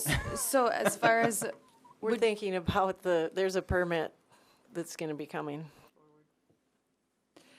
And the Lake District is not anytime soon, so So that's what kind of like, as our ordinance stands right now, if there are things that you guys are in agreement that we should amend, we should do that and keep moving forward. And then once we get the Lake Compesca master plan, I think that's when we can really push the Lake District. But being that we are doing that study, I think it'll be good to utilize it and use their recommendations before we jump into it. And then the fun will start. Is there any reason to have it? I mean, is it possible, or, and I don't, just for argument's sake, what if there was a zero lot line or something for the high water mark, zero setback? I mean, why? Obviously, I understand in residential settings why there's a 30-foot setback, because you don't want to build a deck on your neighbor's per lot line. But when you're building it on the lake, I mean, why don't we just go to zero? 'Cause then people could build their houses up to their. So the proposal, though, would be to make an exclusion specifically for these deck structures that could be within that setback. Yeah, I mean, in deck specifically, but I mean, houses I can understand would be a little bit more obstructive than deck structures, possibly. But the same thing applies. I mean, it's a public space, and there's no real infringement of it. I'm sort of playing the devil's advocate at this point. I don't know if that's necessarily the best idea, but of building your house closer to the lake. yeah. But I mean, like the lot that my mom owns, there's a huge grade on it before you ever get to the water. I mean, It's 20 or 30 feet, but it's of riprap. Is what I'm thinking of, and why. But I don't know where the average high water mark is. It's probably mid riprap or something, I suppose. But on that one there, don't they have steps and then a landing and then steps? On this one here, we're talking about where the landing is, right? As you go down and then step. Right, and technically, if those steps are resting on a permanent foundation, we should probably be issuing a permit. And if we're issuing a permit, should there be a setback? People aren't getting permits for those. No. And do we want to have an exclusion for pathways down to the water? Maybe that's a reasonable exclusion. We haven't done the research. And what I have seen when I'm out and about and stuff on other lakes, just not, Compesca and a lot of other lakes where you see them stairways going down. 15 years down the road, they get washed up and the wind and everything blows them around, and then you got garbage. Right. And that's for the ones that don't have a foundation. They're just sitting there. Right. And they're not safe for one thing, but they just get really rickety really fast. That'd be the other opportunity with a building permit to take a closer look at the architecture of these decks and structures, right? Mm-hmm. But the purpose, I mean, what's the purpose generally of a setback? Right, it's to protect neighbors. To protect neighbors, or to give access for emergency services or something like that. Right, mm-hmm. Setbacks between houses. Mm-hmm. With that issue isn't present currently at the lake. I mean, we're talking water frontage. Mm-hmm. I don't know. I mean, I'm not necessarily opposed to just doing a 0 or a 5 or something like that. Something real minimal from high water mark. For any structure? I'm open to the discussion. I mean, I understand there's a wide spectrum of structures, a wide spectrum between house and deck without railing, without pergola. Yeah. Boathouse. Yeah, I think, I mean, you start talking other structures, I think we can quickly get off of the task at hand here. Definitely we need to do that as far as that Lake District goes. Mm-hmm. Have those detailed conversations of what should that setback be and what kind of structures should be within it.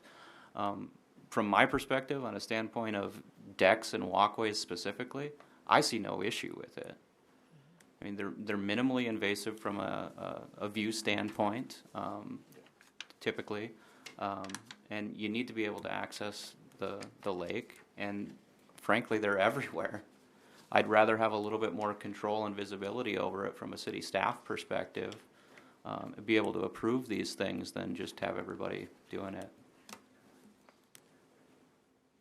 And if it comes to that where we have to write some sort of exemption into the current code and then later clean it up with a lake district, I mean, it's not going to be the only thing that we have to clean up when we do the lake district.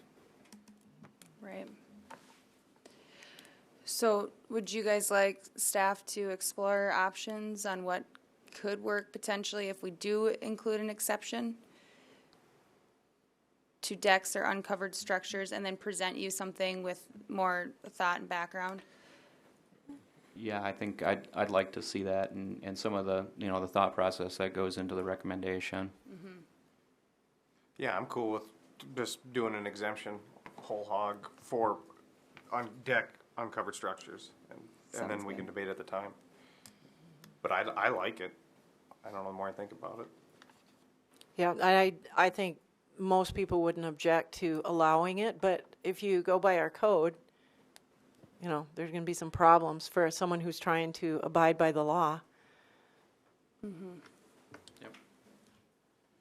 Plus, there's all sorts of goofy lot lines and stuff, even lakeside, on some of these lots where if you try to comply with the setback, some of the lots don't even go to the average high water mark.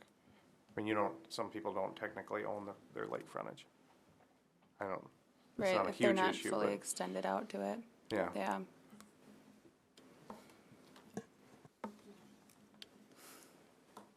Good. All right, that sounds good. Thank you, guys.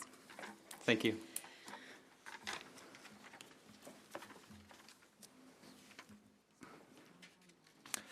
Next up, we get the downtown overlay district. Okay, so we've discussed this before, and trying to look at, I know the direction that was given was to look at an overlay district for an area of downtown instead of just looking at as adding it to aesthetics to the C1 district, because we have multiple different areas in town. So what I came up with, and I thought it was logical, was to use the Historical Society's, the Urban Renewal District area. And I think it does encompass all of the areas that we would really consider downtown. And so then as far as looking at different communities' ordinances for their overlay districts, for their downtown or community central business districts, I put this together, and I do think that it warrants a greater discussion with stakeholders and getting more opinions on if we want to be more specific on what we see downtown. But as far as just having something in the ordinance to comply with what we would like to see for aesthetics, thought this was that it covered the minimum requirements that we'd want to explore. Specifically, though, I would like to show you guys, I added that transparency requirement in there, which we had talked about that, and I believe you guys were in favor of that. And as far as the numbers, I have a presentation just to show you, because 60% could be arbitrary. So as far as the percentage allowances, and then also I'll note that the metal percentage. Now, in the Gateway Overlay District, we allow for 20% of the building to be metal for accent. And then for the downtown, I said 15. And a good example is this is exactly 15% of metal accent, the building that ML Portraits is in. And so that'll be up to you guys to determine if aesthetically you like that, or you think it's too much, or if we should minimize that. So the 60%, just before we get started on the presentation, is that 60% of the space between 2 feet and 8 feet only? Yes. Yep. So these, we don't really have to look at the pictures first, but so this is 66% transparent. So this is the 2 feet, and then this is 8 feet. So there's that 6 feet there. That would be, it's for the average person, your sight line. So that is just above the mark of 60% that I had noted on the proposed ordinance. And then these two buildings are both 58%. That's on Maple there. The Goss is 43%. So as you can see, the windows are higher. It's not as visible for somebody walking by. Longworth building, yeah. Oh. Wow. All right. And then Hidden Treasures is 88%, and the Serenity, what is the business there? That massage place is 74%. So those are a little bit higher, and it's all about visually what you would like to see downtown. And then the Chamber is 36%, and that's, again, I mean, there's a bunch of windows there, but they're just higher up. And then that's the Middle Accent. So, and that's just one part of the overlay district as a whole. So, Yeah, so I'd written down a lot of notes, I guess, on various different sections. The transparency one in particular, it as a standard, it seems to work good for historic buildings that are being used for retail operations, but given the overlay district, there's a lot of buildings that are going to fall into there that are not necessarily historic buildings and not used as retail purposes, and so having a large storefront type window is not really what you would expect to see in those buildings. Examples can include, City Hall, for instance, is part of the proposed overlay district, along with some of the examples that you provided. The ML Portraits one that you had up here, on the one primary facing street, which would be Broadway, they have, good windows. But if you look at the south side of that building facing Kemp, it's all brick, entirely brick. okay. So trying to apply a transparency standard across the entire overlay district, I don't think is going to be a good strategy for us, because it doesn't seem like it's going to fit much outside of the retail type establishments. Well, and that's too, we could reduce the requirement, but, like aesthetically, do you like the complete brick wall? Like if it is downtown, I do feel like having the windows and being able to see what is going on, but so we could just minimize the percentage requirement, but at least that there's a minimum. So you wouldn't see something coming in. I like the concept of transparency, and so if you look at the examples most of the examples come from like the Kemp and Broadway streets, where they are historic buildings and historically have been kind of storefront type buildings. You do see a lot of that, but there's many cases where it's only applicable, even in those historic buildings, on a primary front. So especially on the corner type buildings, you're going to see one side of the building is almost all brick. Maybe you have an access point or two.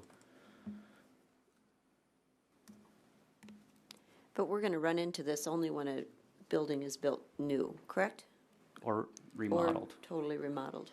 Right. And so we had talked about including that language in here too, and it's not right now, that it would be something similar to... Well, did we run into that with the Mahold building? I mean, didn't they talk about closing some of those windows up? And, yeah, and I would hate to see that happen, personally, because that is their front. That's the other aspect to this, because look, right across the street from them is the bar district. So you have some bars that are in these historic areas of town, and you don't necessarily want that same standard of clear windows facing into their operation, right? In that case, communities kind of encourage this dimmed out windows, or even the office type uses. City Hall, for instance, we have dimmed windows facing the street.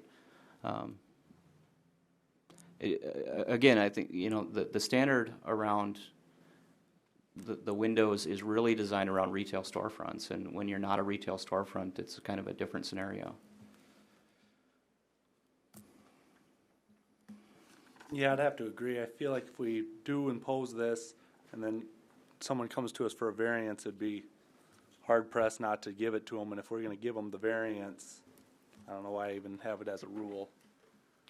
Now, I would say, though, that we do want to preserve the existing storefront style buildings that are down there. So the ones that you showed in your slide deck here that have all glass fronts or mostly glass fronts, we want to preserve that kind of aesthetic, but trying to retroactively impose it if somebody does come back to redevelop an area that doesn't already have it, I think we'd be hard-pressed to justify. or it'd be a good opportunity to have them do what we like. Well, and again, if we're solely looking at retail, but we haven't actively been looking necessarily at retail development downtown. We've had a couple of success stories of relocating businesses downtown that have been more professional service type operations. And they're, take it or leave it as far as the windows go. I think there's a human behavioral component here. There's something that has to do with the windows, the transparency, the aesthetic look of it, and so I want to push back a little bit on that I'm hesitant to give up on that whole hog.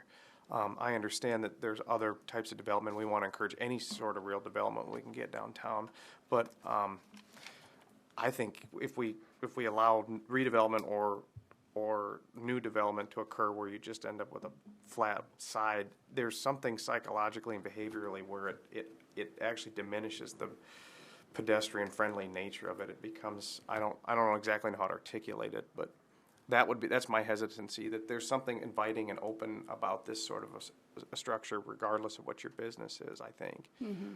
Absolutely, and that's why I say, we definitely don't want to lose any of the stuff that's down there.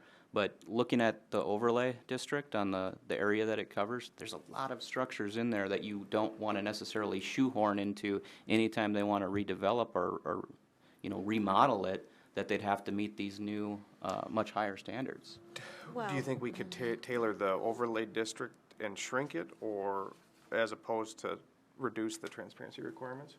I mean, what would be And I had, I did include, I think I saved that map.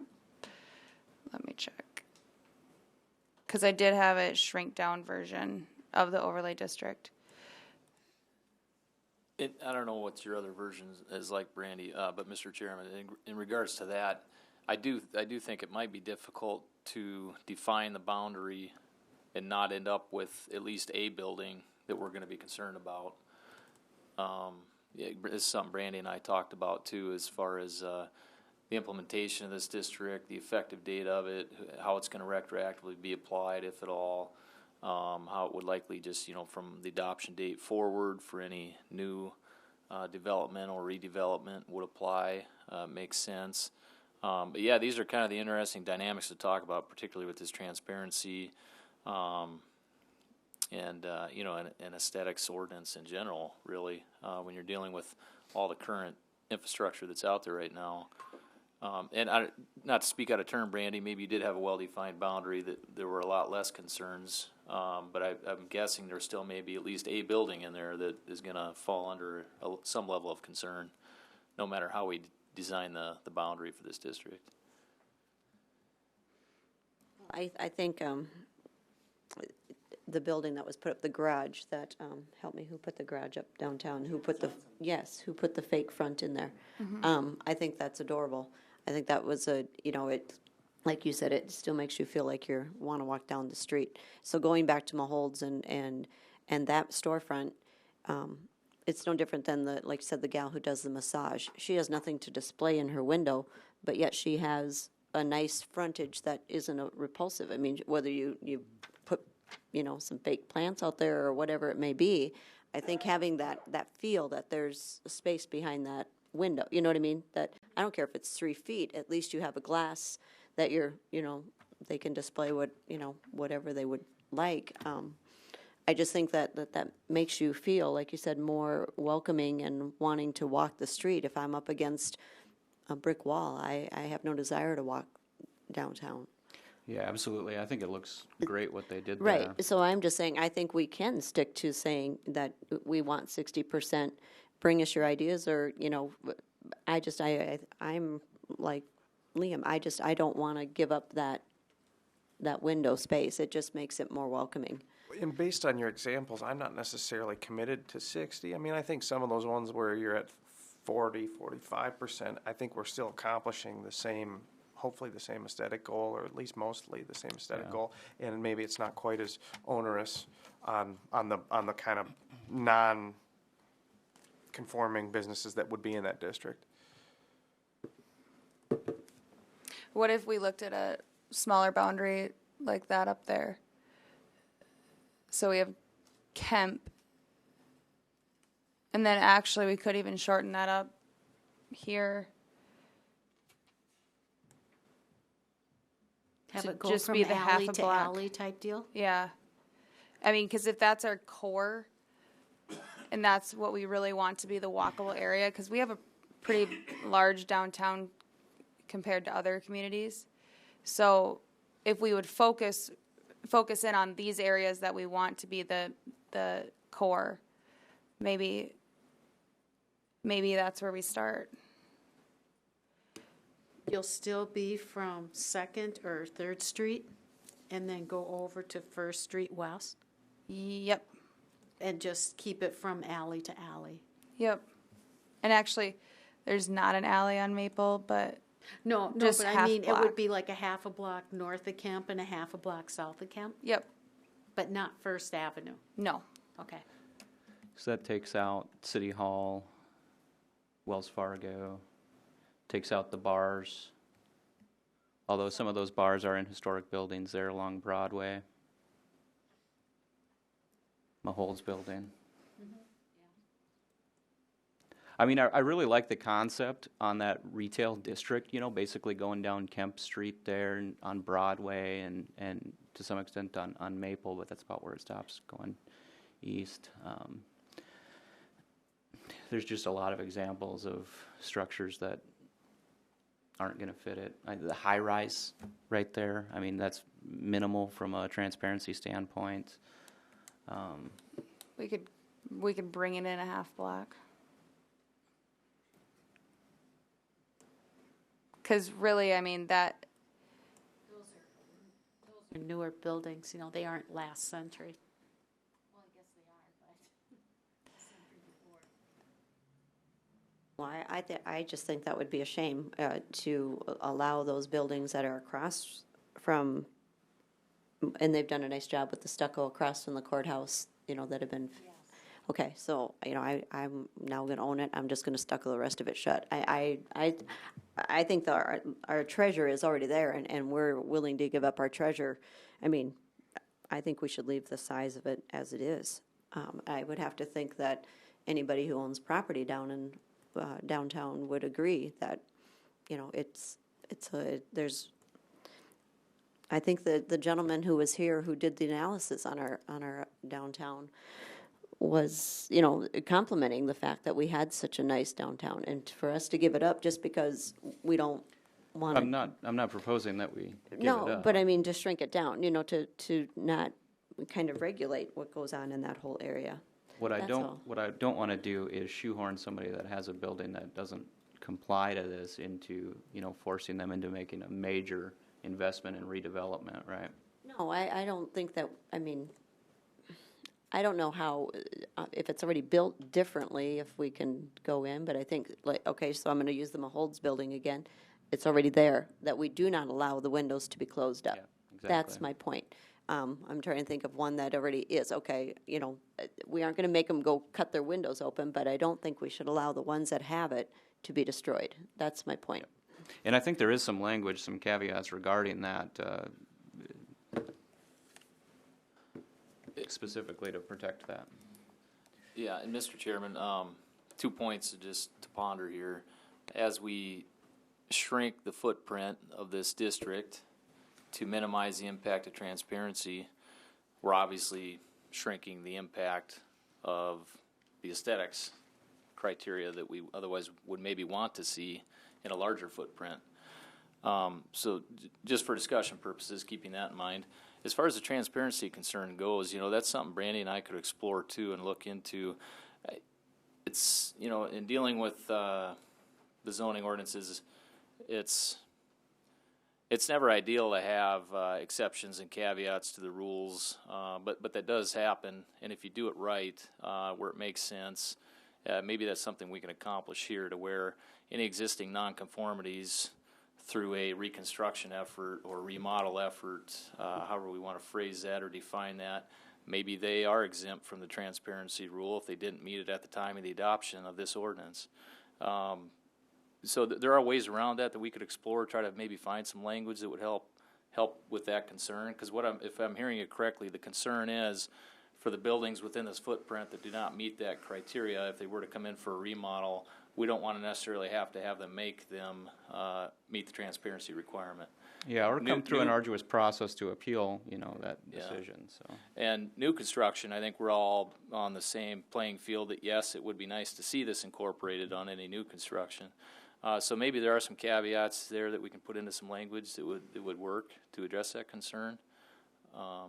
Just brainstorming some ideas here, since this is just a discussion topic here for the evening. Yeah, no, I think that's a fair point there, that we could work around that concern, and that is my primary concern, is for those existing structures. If it's a completely new building going up, yeah, definitely we want to hold it to the aesthetic standards that we're looking at for the district. And I don't necessarily want to limit down the size or scope of this. Just when I was looking through some examples of buildings, that's some of the concerns that I came across. So I guess my question is then, so let's pick on the Harbor Bar or Brewski's location that's now gone.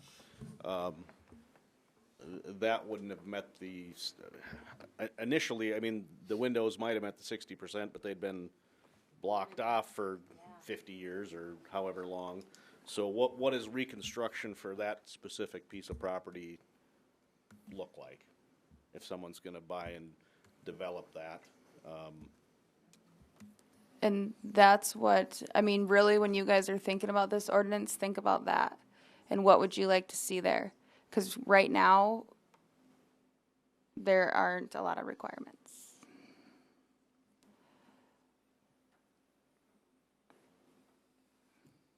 But if we pass this overlay district, it would comply then, or it would have to comply with the regulations within this overlay. So, and some language that we could add about that transparency, or any aesthetic for that matter. I suppose that's something that we could look at a little further too, but we could say that, buildings that exist prior to the adoption of this ordinance are compliant.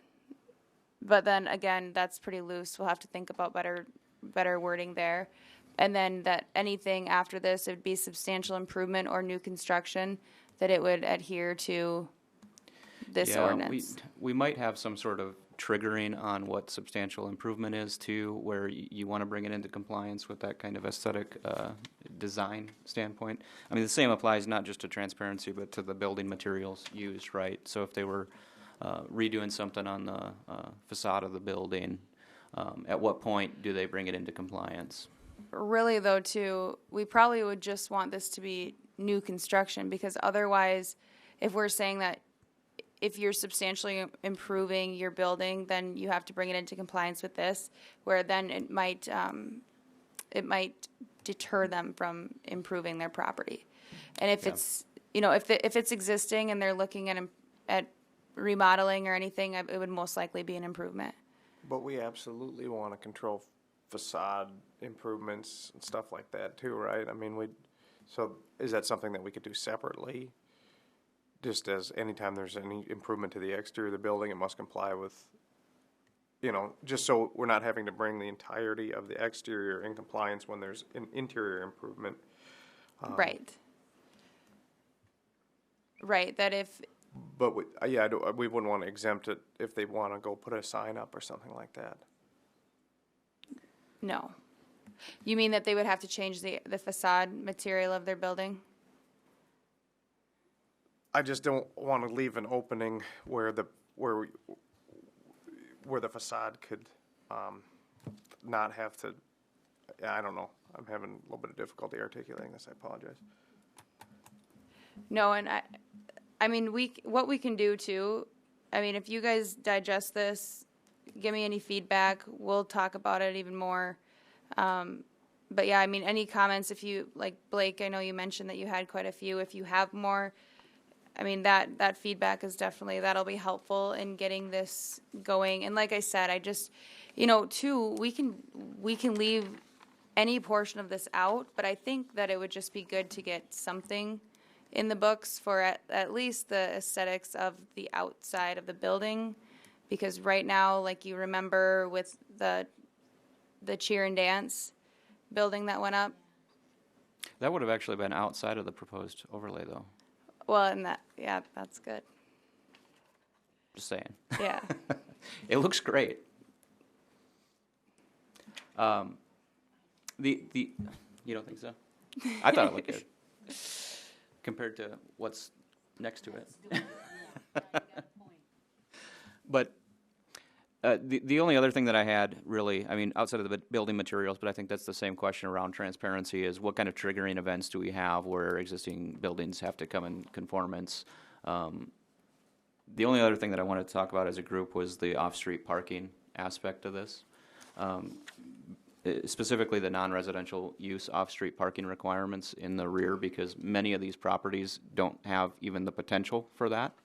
The building either takes up the entire lot or, it's just not feasible.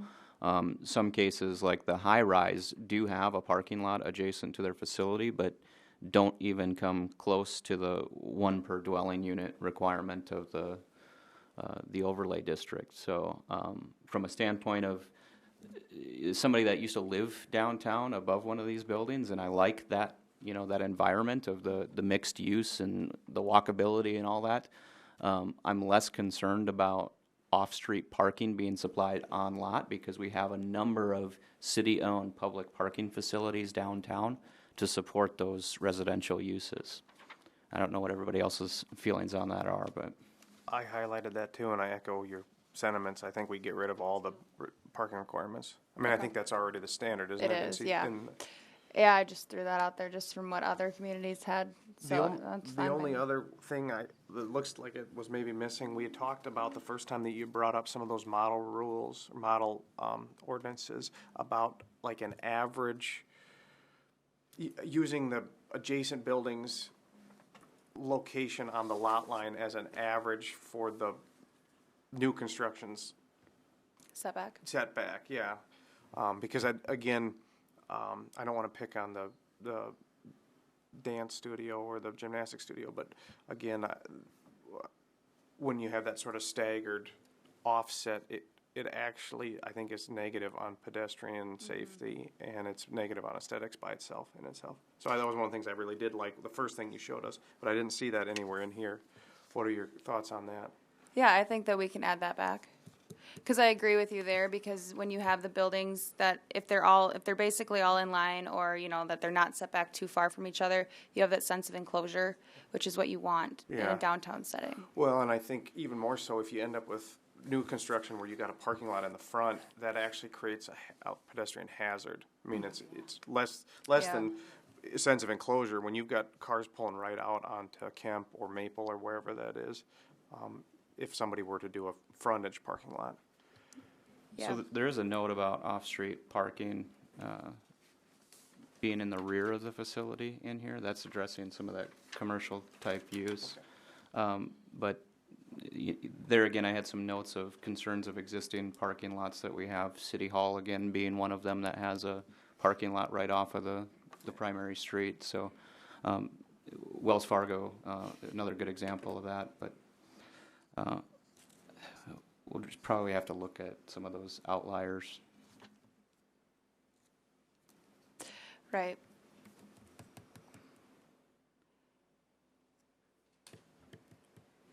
Just so I don't forget, I really did like that language that was contained. I can't remember it verbatim, but it had something to do with, or one of the suggestions, at least in the model ordinances, was like using an average of the 2 or 3 neighbors. Let me pull that up here. It was some sort of a computation. As to keep the front of their building in line. Yeah. Yeah, so this here.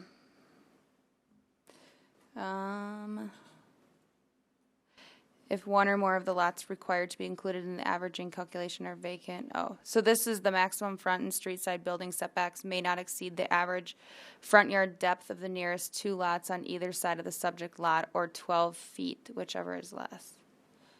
I think that prevents those sort of huge insets then, right? I mean, that's how I read it. Mm-hmm. Yeah, it could be tailored more to our case, with the 0 setbacks on the side yards and really working to keep that structure in line. Yeah. Yep, I can add that back in there. I agree. That's probably good. Did you guys have a chance to look at the building materials and your thoughts on those?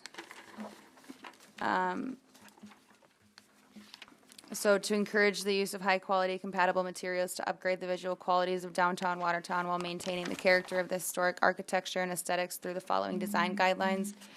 Retain existing facades in downtown district. Maintain and restore existing facades, trim cornices, or replaced with similar replications. Encouraged materials. And encouraged materials, decorative masonry, granite, brick. Prohibited materials, metal unless used as an accent, not to exceed 15% of any wall. Fake brick products. Use of lap or shingle siding. Stucco or synthetic stuccos below 12 feet level. Wood. Plywood, sheetwood products. The wood I kind of questioned.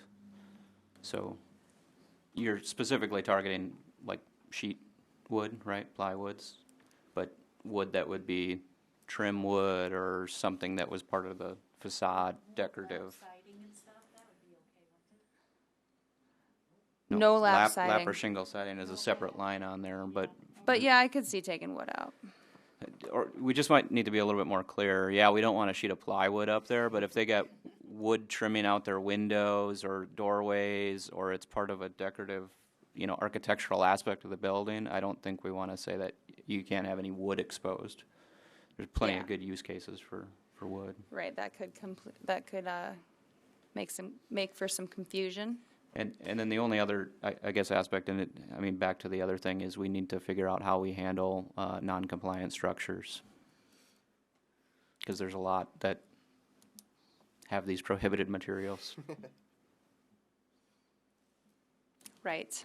Yeah, so I think it's a matter of we can kind of explore it a little bit more, having some of your feedback. And the main issue, I think, is how do we deal with what's existing, and then also to tailor it to what we want it to see. Should we put glass in the encouraged materials? Yes. That'll aid with that transparency discussion, I think. So. And perhaps, I don't know, maybe stone or limestone or something like that. I don't know if that would be covered under brick or granite. I don't think so. But we can do working in the largest limestone building I'm aware of in the region. So do you think stone covers limestone, or? Probably just stone. Okay. Yeah. I'm not necessarily opposed to faux stone or brick products either. I don't know, the facade of Cashway over here, I think looks great. That's fake. Yeah.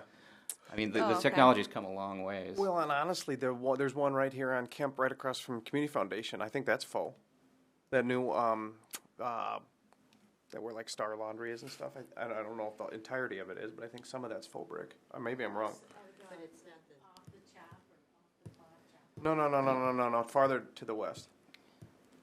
East. Sorry, thanks. But is it a brick or is it a rock? I think we could steer clear of like the plastic ones, like the hollow sheet vinyl that's supposed to look like faux. But there is some high quality products out there that are not genuine. Well, even if you think of it and I know Benchmark does some really neat products locally here. They do really cool stuff to make it look like stone. Because I think that that Methodist church's sign is actually foam. So if you drive by that Methodist church sign, I'm pretty sure that's foam. I don't know that for sure. And I saw the stucco. I don't necessarily have a problem with stucco going all the way down. Stucco was a product they used back. You have a lot of stucco homes from the 1900s. So you have stucco, 12 feet level. Right. I don't know how the rest of you feel, but is that too offensive? Is that too, I know Dugan's has the stucco done, he redid that and it looks nice, up on the top part, but I'm just throwing that out there. I don't know. They're just trying to stay away from that southwest look, right? Is that why you don't want stucco? To a certain extent, I think that just because of the nature, it's a lot of brick, stone, limestone, that's what I gathered anyway of what, and it really goes down to what do we want it to look like. If stucco, if we're okay with that, we don't have to prohibit it to 12 feet down. We can, that's fine with me. Well, I mean, I wouldn't want every building downtown to be stucco, I get, but I mean, the accent here and there, obviously, I would think you're not gonna stucco your brick building, but. Part of it from an aesthetics point too is consistency. So if you get like a stucco building right next to, something with really good masonry or brick, it may look out of place or too modern potentially, even though it's not a modern technology. I don't know. And yeah, I'm not super committed to any of these products. I was just kind of putting them out there, and obviously I didn't know that it was a faux brick product, so struggle there, and I said fake.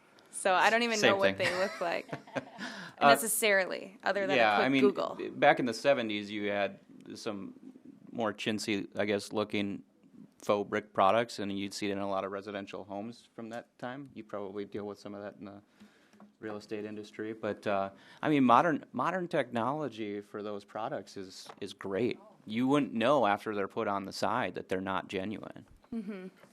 Yeah, the only example I can think of is that one right across from the community foundation that's like brand new, and it's neat. When I drive by and look at it, I think it looks great. And maybe it isn't. Hopefully, I'm not offending anybody because I don't know for certain if it's faux, but it looked. I don't. And for something like this, it's more about the aesthetics of the neighborhood. So if it looks real and it functions to keep the aesthetics, and it's a more economical option, I fully encourage it. Mm-hmm. Would language not state that if they had a new product that, obviously there's always new products coming out, that they could come before the board with that product and say, I don't even want it to be something that comes before the board. I think that we can probably do something administratively or even... So just to take it out of the prohibited category, and I don't know what the chintzy type is, if we would put... I don't know if that's the right word, but... If we would put vinyl as prohibited, but I think other things probably could be vinyl too. So I don't know how broad that term is. You see some of them vinyl scalps, and they look pretty nice, not all the way down, but farther up and stuff. I suppose we could just put chintzy materials. I think you have that covered by saying lap we siding, might because have to me to that's find a lap a siding, better word even than though that. it's. Don't you think that the vinyl siding would be considered lap siding to some? I mean, it's lapped, right?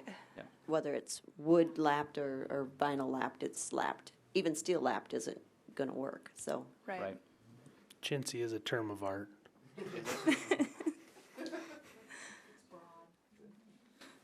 Do we have that in our definitions for the city?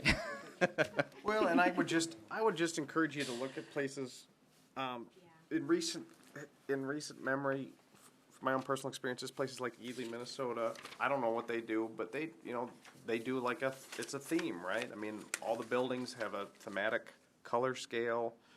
Everything seems like it matches. Maybe they all got together and just agreed to do that. I don't know, but it looks really cool when you're driving through it or when you're walking around it. And it's not the entirety of the town, but and I'm trying to think of other places off the top of my head. But as you guys travel around, I mean, you see it. Yeah, if you guys have any specific place. Yeah. Which other one? And those would be communities that would be really pretty roughly in the same boat as we are. Right.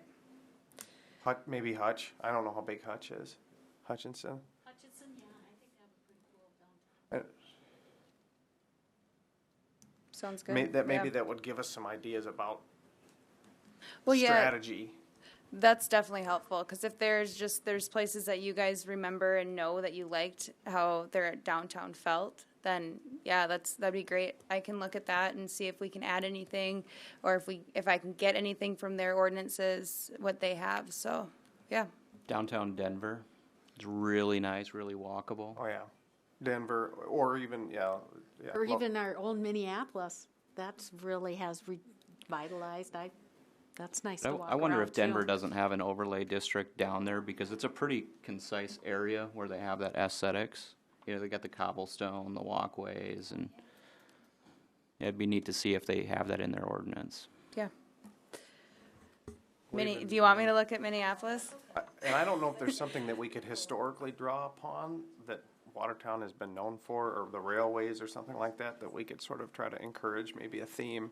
And I don't know what, I mean, obviously there's a lot of different things to unpack with that, and that's maybe a much longer discussion for a different night, probably, but, I think we should take a field trip over to the Heritage Museum. right, yeah. Well, but I mean, if maybe we want all our buildings to have railroad ties out in front of them or something. I don't know. I'm not suggesting that. I'm just saying that, a lot of those neat places are kind of thematic. They have a theme.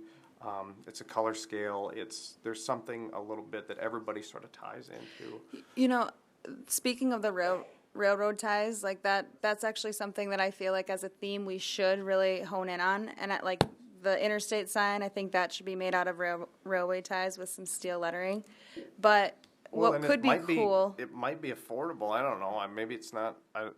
That's one of the parts of the discussion too. We have to figure out something that is not only aesthetically pleasing, but that people can afford when they're redeveloping too. and as far as if we do go towards a streetscape, that can be something that we can work on with the theme, and then hopefully that's portrayed through the buildings as well. But like just even the public, whatever we want to go with as a theme, that will be a huge renovation there. So At what point are we going to solicit feedback from like the Watertown Uptown Association? I think that, like I said, this does warrant a greater discussion, and I think that they all should really be involved. But what I would just like to see is that we get something very basic that would be, it's tolerable, it's not being too specific, but it's what we would like to see. Yeah. Just so, to I think have it'd on be the easier to books. say what you don't want to see. Yes. Yeah, and so maybe we start there and get something on the books. Thank you very much for doing this. Yeah, thank you. Yep, thank you guys for your feedback. It's been helpful for sure. We do have another agenda item. Yeah, this is the... Don't pack up too early. Sorry, though, yeah. So the discussion item was brought up as far as feather signs being allowed in the I-1 and the I-2 districts. Previously, when we amended our sign code, we prohibited feather signs altogether just because of their distractive nature and the materials they were made of. So what I was thinking, though, as a compromise, because we did compromise with the inflatable guy. And the wacky waving inflatable arm flailing tube man? Yes.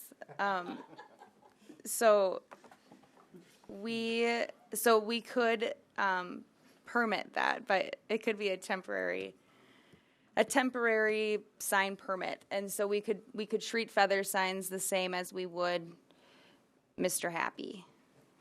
What's a feather sign? It is let me pull it up here. McDonald's had these up in front of their place before.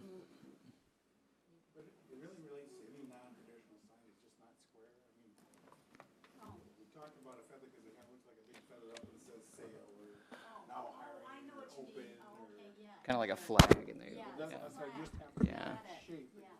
Yeah, they've really picked up in popularity over the last several years, and as an advertisement, they're temporary in nature, obviously, and can become very prevalent throughout a community if it's not managed, because they're very fairly inexpensive as well. So I don't know the history on when we prohibited their use, but that is the current status, is they are prohibited from being used within Watertown. And the question was posed whether we should reconsider that in certain zoning districts. Particularly the industrial zone, I believe, was one of interest that we maybe would allow that use in. And that's why the question came forth. I think that we shouldn't just exclude it to the industrial zones. I think that we should make it the non-residential zones, so commercial too. And if we, if before we prohibited them, obviously it was in agreement that we didn't like them. So if we want to control them and where they're placed and we know where they're going and everything, then we could do it by permit. And then, so what's on the books right now as far as the inflatable signs, and we could do something similar to this language that they do not interfere with utility lines, antennas, or towers. No cabling, tie downs, or tether lines are located on or across public property. They are not located in any airport approach zone, and inflatable signs may be displayed on a lot for 45 days per calendar year. A permit may be issued for 15 consecutive days with not less than 30 calendar days between permit expiration and issuance of a new permit. And then, but we'd have to look at too, how many are allowed per lot. Could they not fall within our temporary sign ordinance and some of the language that we laid out for that? Well, their height would be an issue.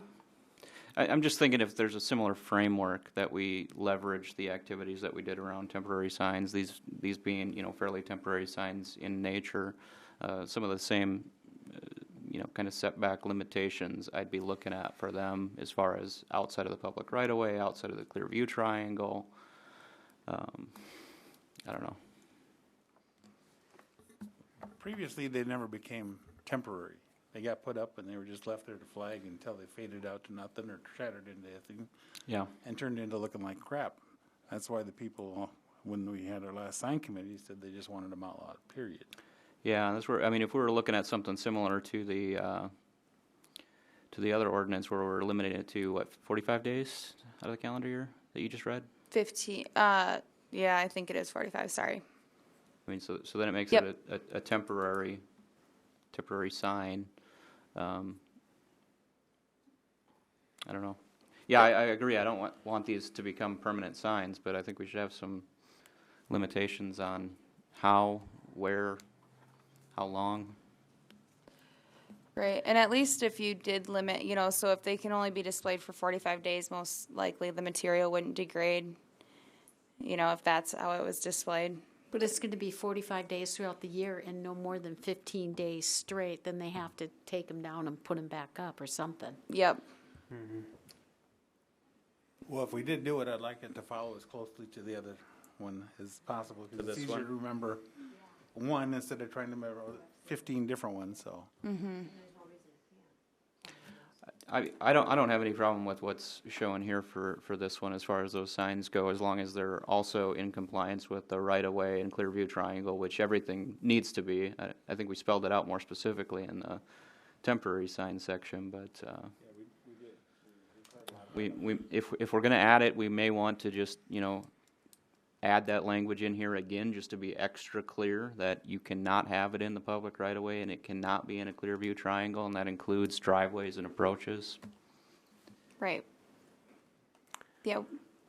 One other issue that has come up in relation to this is the definition there says that display an advertising message, and advertising message is defined as essentially a commercial message. And so we actually had the situation arise where a church had feather flags out, and my reading of the ordinance determined that we had no regulatory authority over those feather flags because it didn't display an advertising message. So that being said, if we're going to change something, I would also entertain a discussion as to whether or not you want to keep that advertising message limitation, or if you wanted to apply generally to feather flags. Feather flag general. Because otherwise we're content. Yeah, I mean, we got to be content neutral on these ordinances, right? And so. Right. Well, in this case, we're picking on businesses more so. So the Supreme Court has held that that's a lower threshold. We can be more picky on commercial messages. So if we wanted to just regulate feather flags that display a commercial message, I believe that we could under the current paradigm, but that'd be a discussion that I would entertain though as well. I mean, I'm not so concerned with the message so much as I am where they're placed and when they're placed, for how long they're placed. If we got to control all of them, because all of a sudden, well, that one's got one without a message and it's okay, so I want to put, no, any flag regardless whether it's got words on it or not. So if we want to open this up to certain zoning districts as a temporary, based on the calendar year, I don't have any problems with that in the industrial and commercial zoning districts. I'm going to tell you right now that every realtor would like to have one when they do their open house. I'm just saying, if I drive around town and I'm all of a sudden seeing these around, I'm going to think I can just buy one and stuff it in the yard while I'm there for my hour. And I think that's why we And I look at hope I the. don't get caught. I think that's why we look at the zoning districts where, I think it's appropriate in a commercial type environment, but I don't think it's appropriate in a residential neighborhood. But I'm just saying, if they start seeing them around, we're gonna order them. I'm be the first one on the phone to order them and not realize that I can't just do that. And I'm just saying, I don't know. So kind of, are you thinking like all in or all out? I like the fact that we can put them temporary. I'm just saying what you're gonna run into. Right. Well, we've No, had to yeah, tell people before that have bought signs that they can't use them.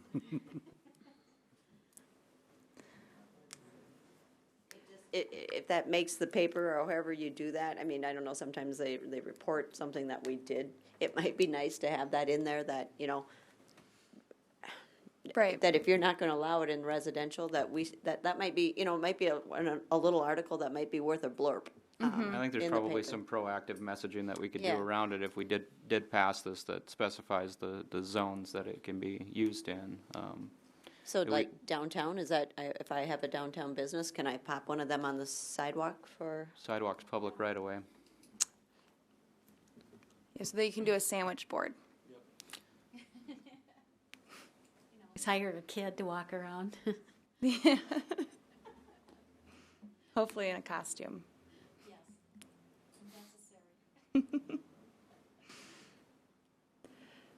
So would you like us to move forward with trying to fit it into the temporary signs or the inflatable signs? I think I'd model it off of the inflatable signs, but maybe include specifically some of the language around public right-of-way and clear view setbacks, just like we did on the temporary signs, so that it's consistent. It's right there in the section related to that use, even though it's implied that they stay outside of those elsewhere in the code.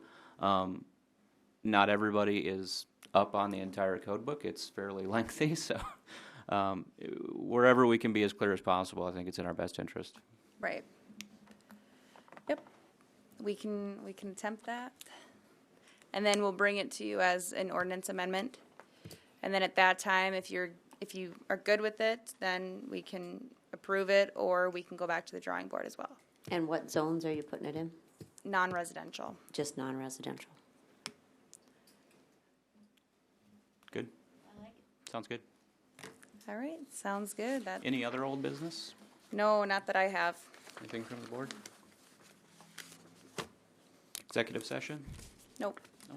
Motion to adjourn? So moved. Second. All in favor? Aye. Opposed? We're adjourned.